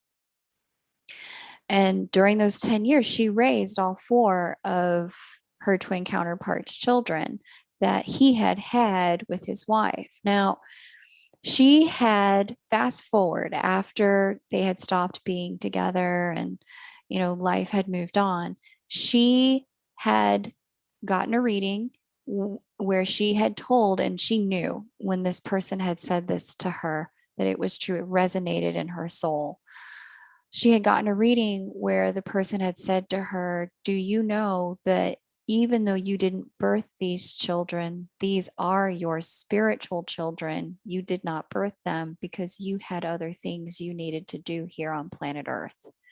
You were allowed to raise them, but from a timing perspective, because of the other things you needed to do, they weren't going to come through you. They had to come through somebody else. And she knew this was true because she had, when she looked back on her life, she had really been a pioneer in the earlier parts of her life. In the field that she was in, she was like the first woman to do a lot of the things that she had been put in a position to do. And she had gone through, you know, a lot of challenges being like the only woman, the first woman to do a lot of the things that she had done. And so, had she been bearing children and raising children, you know, 4 kids back to back during, you know, that decade and a half, she would not have been able to do the light work that she came to do.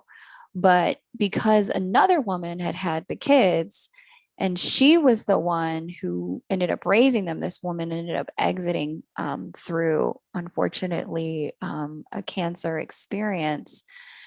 She was then able to do both the light work and raise the children. So they were spiritually, in a lot of ways, her kids. She had contracted with them prior to coming into this life that they would come through somebody else, but that they would be, in fact, raised by her.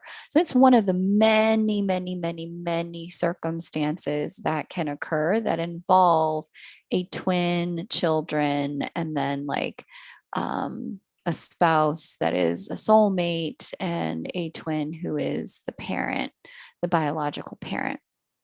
So yes, that many of those things can happen. Mhm. Elvin, is there any resources you can share for chakra balancing? Any tips? Elvin, you know, there's a few different things you can do. You can get cleared by somebody else. And in the video I did on spirit release therapy, we can find that here on the channel with Charlotte from Happy Twins 1111 and her team. You can get them to clear you. However, in the video that I did with Carrie, my meditation teacher, my spiritual teacher, one of my spiritual teachers, the meditation center that she runs actually has a lot of information. It teaches you how to do a process for clearing yourself. It teaches you how to clear yourself, heal yourself, and not just keep and clear your chakras clear, but your aura too. So you can check that out. That video, True Insight Spiritual Center, I think is what's in the title of that video. It's like basically a Hogwarts for people with spiritual gifts. Okay. Um,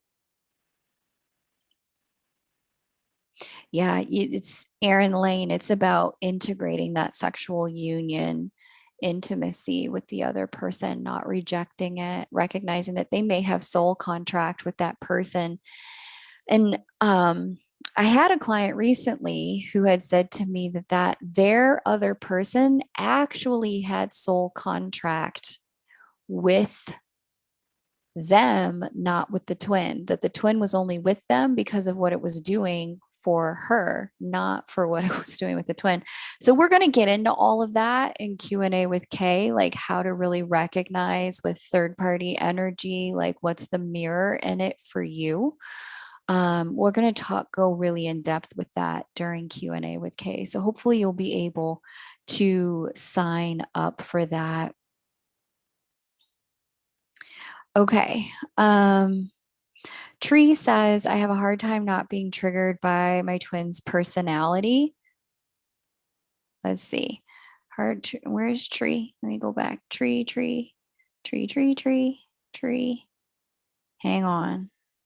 I lost your comment. Oh, crikey.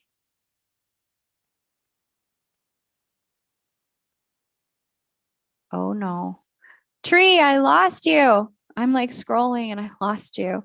I must be like way far behind in the question and answer. Oh my goodness, there's so many questions. Okay, there we are. I say everything intentionally and mean what I say. He intentionally avoids any real conversation. I don't know how to bridge. Yeah. Yeah.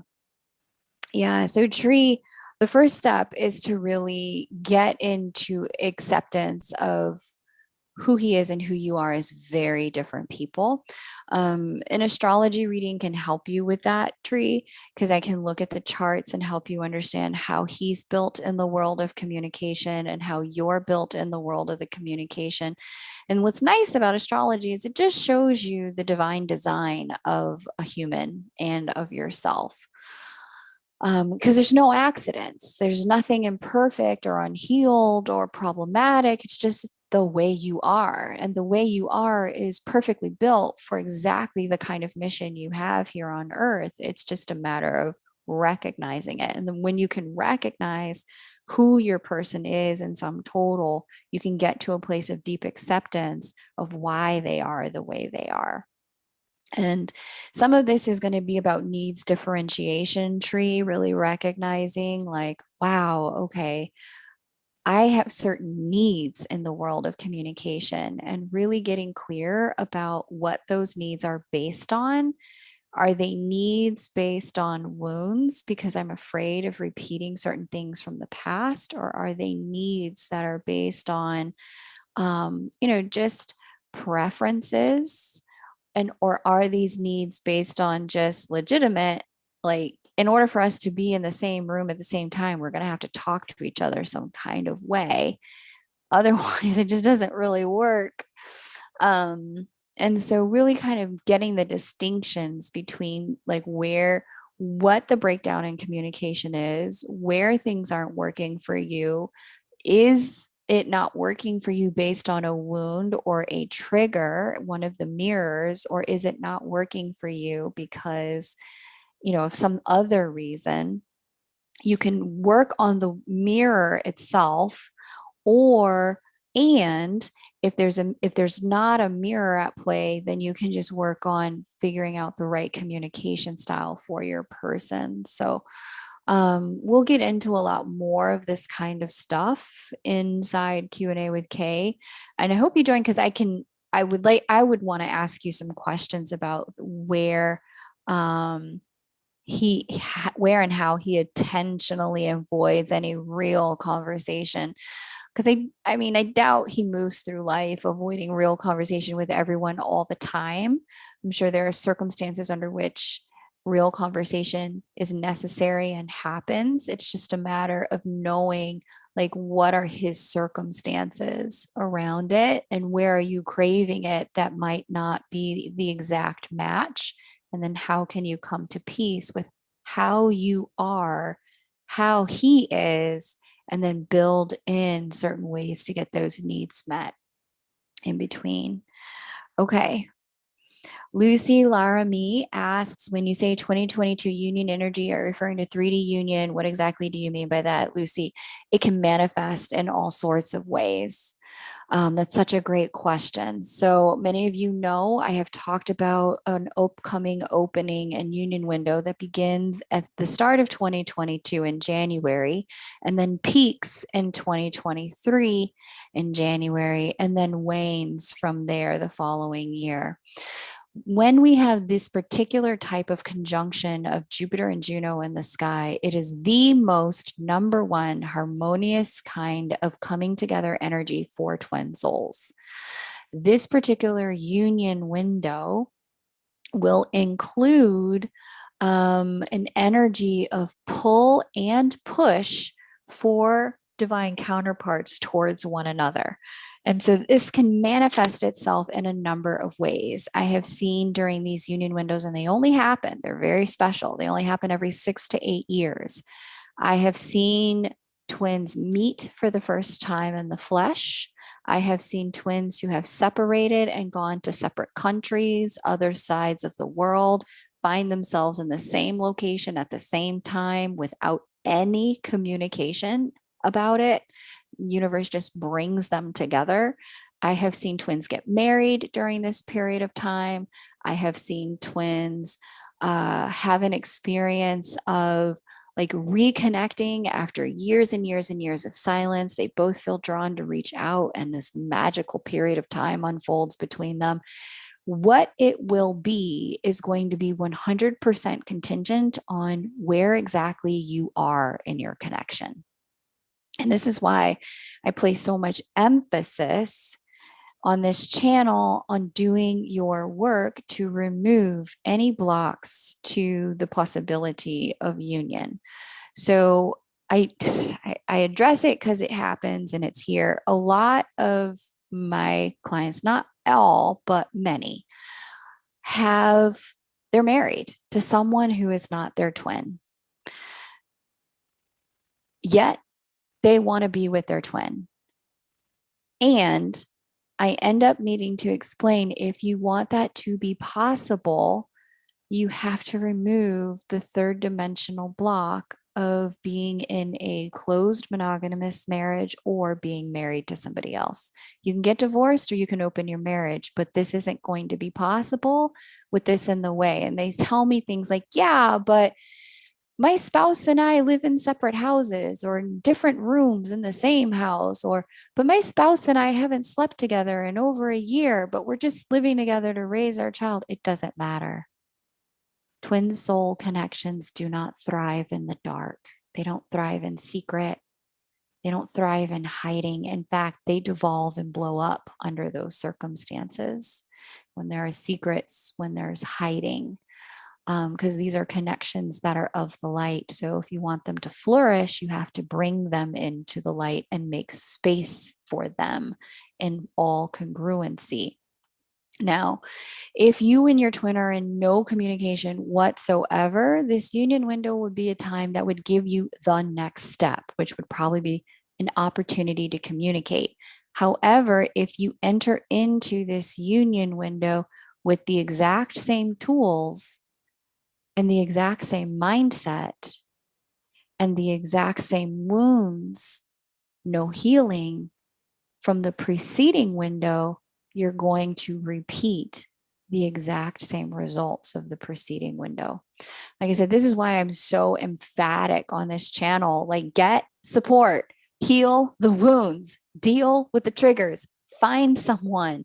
I'm standing in the middle of a giant hallway and I'm pointing to different classrooms where you can go to get help. I want you to enter into the next possible opportunity for coming together at a higher level of consciousness and ability than you entered the last one, so that you have the opportunity, by having a different level of consciousness and different level of tools and a different mindset, to get a different result if you've been in separation. Whether or not you guys come together in any new way is going to be contingent on any new work you have been willing to do.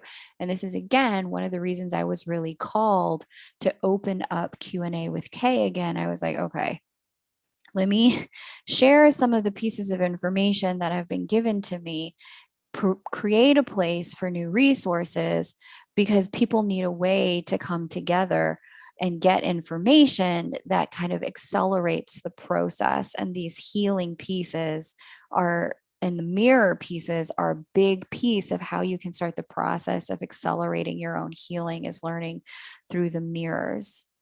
So, okay. What if my twin flame is married to someone else with a baby and are both celebrities? Eugene, I don't know, sweet pea. I don't know. It's going to be important that communication is happening there. That's the best thing I can say without knowing more about this is the best thing I can say to help you without knowing the rest of the situation, the full situation. Okay. Can your twin be an animal? Jay Ganon, like my octopus teacher? Who else saw my octopus teacher? I swear that man was having a relation, like a soul level connection with his octopus. Can twin flames be identified in the astrological chart? Honestly, Max, maybe, However, my guides told me to not rely on that or look for that for people. And the reason why was because two things are true. One, when it comes to being a twin soul, um, part of the journey is a reclamation of your divinity templates. Inside of our divinity templates includes our divine knowing. In the world of reclaiming your divine knowing and restoring and reinstalling your divine knowing, if you have outsourced that to someone with a specified type of knowledge, like the kind I have, astrological, you in this realm that's so science-based, you will replace what I can see through my human eyes with, you'll replace my insight with your own, you'll replace your divine knowing with my insight. And they said that wouldn't serve anyone. Do not let them outsource their divine knowing. Encourage them to seek it from within. And so, in my own experience, I didn't really know my twin and I were twins until we were like 3.5 years into it, 3, 4 years into it. But by that time, so many things had happened. When I looked and saw the definition of twin souls and someone explained it and pointed out to me, I was like, oh, yeah, that's definitely what's going on here. I had no doubt in my mind, but it was because I had allowed myself to have enough experiences that I was 100% clear. The second reason I don't offer that as an option or a service is because many people, when they find themselves in pain in the journey, want to know, is it worth trying to solve the pain, or can I just cut and run? Can I just jump ship? Can I just leave this behind, block this out as a really just bad experience with a bad person, a karmic person, a false twin person, a person I can put a label on so that I don't have to look at it anymore and deal with what was going on in my heart anymore. And so, because of that, and because the twin journey is a heart level activation, and it's the heart that we're being asked to surrender to, it's the heart that becomes our guide. Because of that, my guides were like, don't let people skip heart surrender class by chasing down twin evidence and telling people who's a twin and not a twin. It will not serve them in the long run if they're skipping out on this class. Even if I told you this person was not your twin, the fact that your heart is in it and feeling things and is activated, that means there are lessons for you in it that are meant for you at this time to uncover and integrate. And if I tell you that's not your twin, the likelihood that you'll just ignore the lessons would be extremely high. So my guides told me, is it there? They're telling me, yeah. It's funny. I've never even asked them if evidence of twin souls isn't there in the astrology. They're telling me, yes, there is. But they're telling me it's not for me to look for or to offer or to give. They're telling me that it's for you to find out through your own divine knowing. And in that, anchor in that part of your light work for yourself. Now, there is a circumstance under which it is very important to know if you're twins, and that has to do with your healing work. When you are a twin soul, your energy system works very differently than when you're not a twin soul. You have blended aura energy. You can have blended psychic field energy. You can have blended spiritual DNA energy. And in those circumstances, it is useful for a healing practitioner to know if they're dealing with one soul or with one body, or a soul that's inside of two bodies, so that they can get the healing done accurately and appropriately.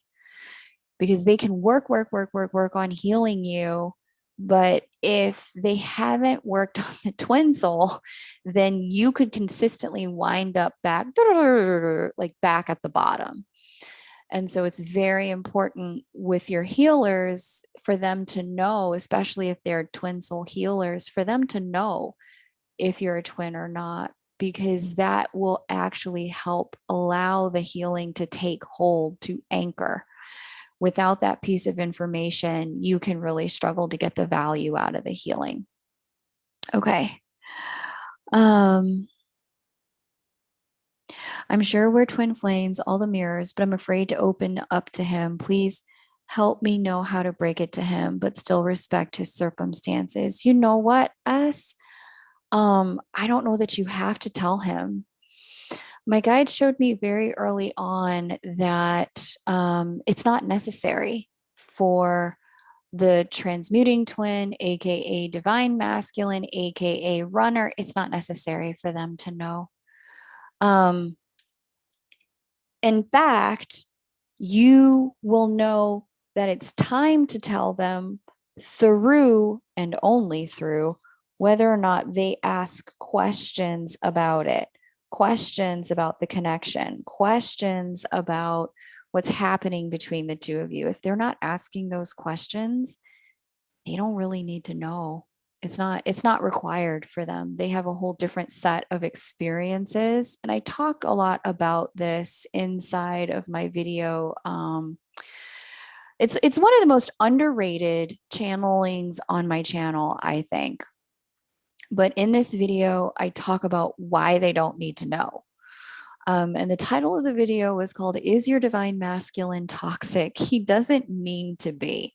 And I talk about the fact that the twins have two different roles when they incarnate on Earth, that the roles can reverse and flip, and the fact that because they have two different roles, the expectation that they would know what you know is an expectation that they would abandon their role and jump into yours. So I go in depth in that there, but it's not necessary for their growth. You may find it validating to you, but that doesn't mean that it actually helps them. In fact, it could hinder them quite a bit to get this information before they start to get curious about the connection. Let's see. Veronica, there are 7 mirrors. You can go back and listen to them, but I've also listed all 7 mirrors on the Q&A with Kay page in each of the Divine Mirror lessons. You can see them all listed there on where I list the curriculum and what we'll cover in the sessions. But there are the 7 mirrors, and I've posted them there on that page. Okay, let me see. I'm going to wrap up here in a moment, but if you're feeling really called to Q&A with Kay, I deeply encourage you to join, because the work that we're going to be doing in that program is work that's going to help you start to integrate spiritual union energy, like I talked about in that most recent video with Ella and Charlotte. Spiritual union was one of the things that really occurred during the Juno-Jupiter sextile of the beginning of this year. It's going to happen again as we move into the union window. We're going to have more spiritual union energy taking place. And so it's important to know how to navigate that. I have a practice that my guides did with me morning and evening as my counterpart and I came into spiritual union, and it'll help rebalance you and help you get out of the energy of triggering. And that's the thing we're going to talk about inside of session 2. And then the sexual union energy piece, for those of you who are intimate with your counterparts, as you know, sexual energy can be very activating and extremely stimulating. So, I'm going to talk about a practice you can use to help integrate the light and the exchange of light code energy that we can, that happens when you're physically intimate with your counterpart. And I'm also going to give you a practice during that final session as well of how to. If you and your counterpart aren't monogamous for any reason, I'm going to give you a practice so that you can come back to your own sovereignty, so that you're not feeling overwhelmed or overstimulated by that energetic exchange in the physical format. And that the practice that I'm going to give, it works whether you are male, male, male, female, female, male, somewhere in between, because it has nothing to do with the physical body itself. We're going to be working with the energy body during sexual exchange. Okay. So don't feel shy if you are not strictly, classic cisgender male, cisgender female. It's not about that. Um, and then what else did I want to tell you about it? I think those are the main things. So let me go. I'm going to do 3 more questions, and then I'm going to then I'm going to jump off. But definitely, if you're curious, Q&A is open. Please sign up. I'd love to have you. Let me just see what the other questions are.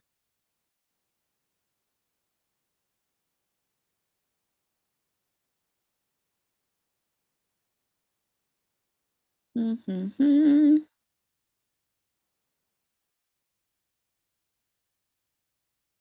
Great question, Luna here. Luna here asks, even if I have done all the healing and clearing blocks, and if he isn't, union still proceeds. Luna, yes. And this is the tricky part. Union energy can anchor regardless of where the two of you are at inside of your healing processes. It would be nice if they didn't let you come into union until you both are ready. But it doesn't really work like that. You get the opportunity to come into spiritual union, third dimensional union of any format, regardless of where the two of you are at. And this is why you can go through such heavy patterns of triggering and running and chasing, because you or he could have something left unhealed. You or your counterpart could have something left unhealed. Hit a trigger in one of these mirrors that we're talking about. You could hit a trigger, not know it because you don't know what the mirrors are, you don't know how to see them, you don't know how to heal them. Hit the trigger and then go, the union energy is there, and then go right back into separation, go into triangulation with third, fourth, and fifth parties.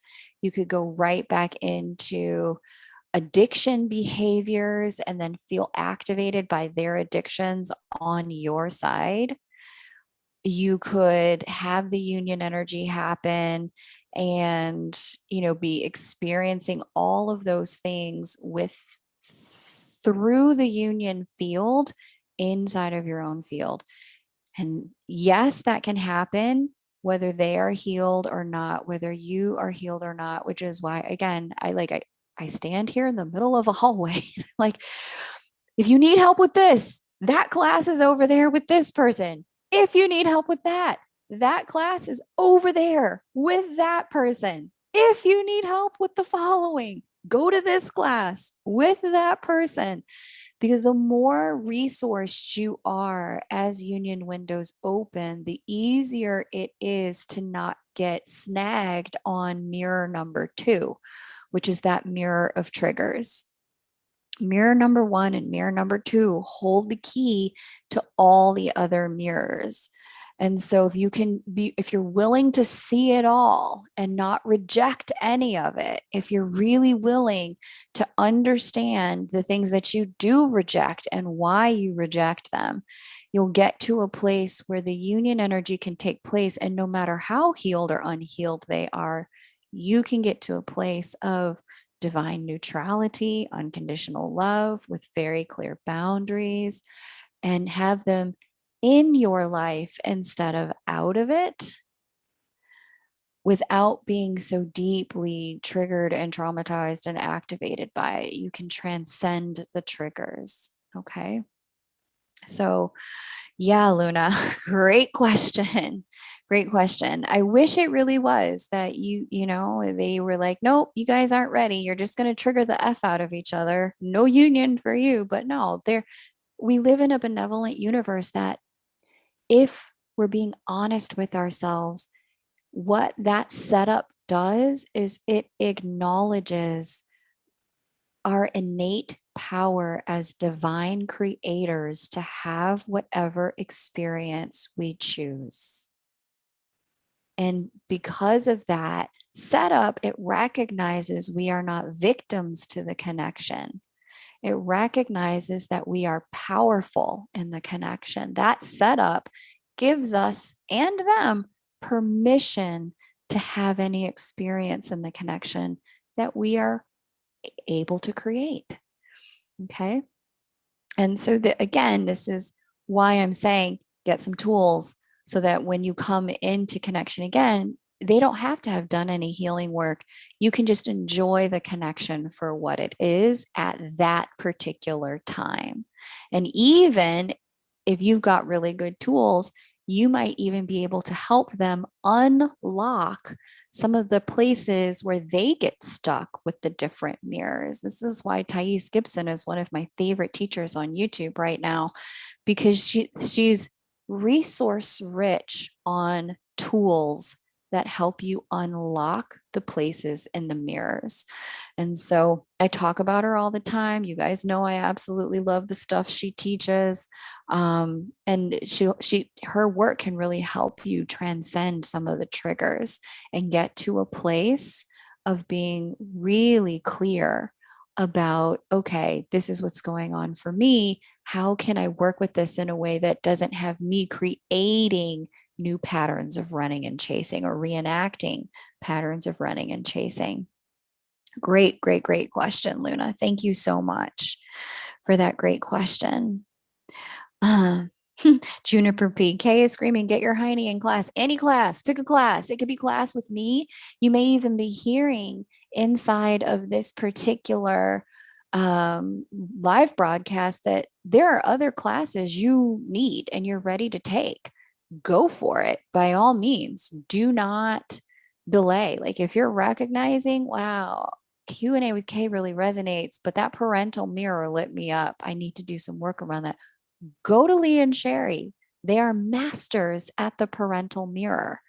Masterful.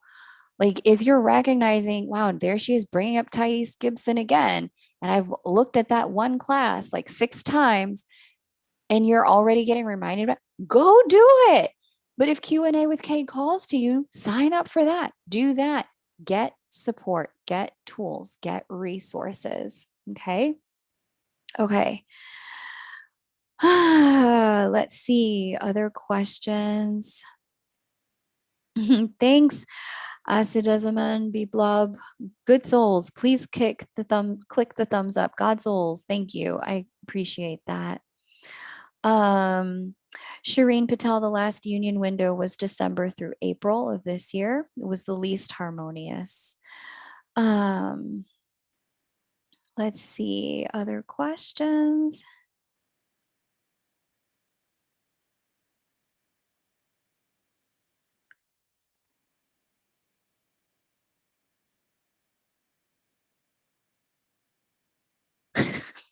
The vent.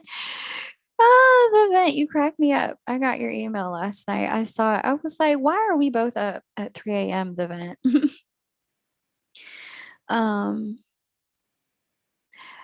Mex, yes, we do. We all have to do the work. I have to keep doing the work. We're all going to continue to be doing the work. So much fun.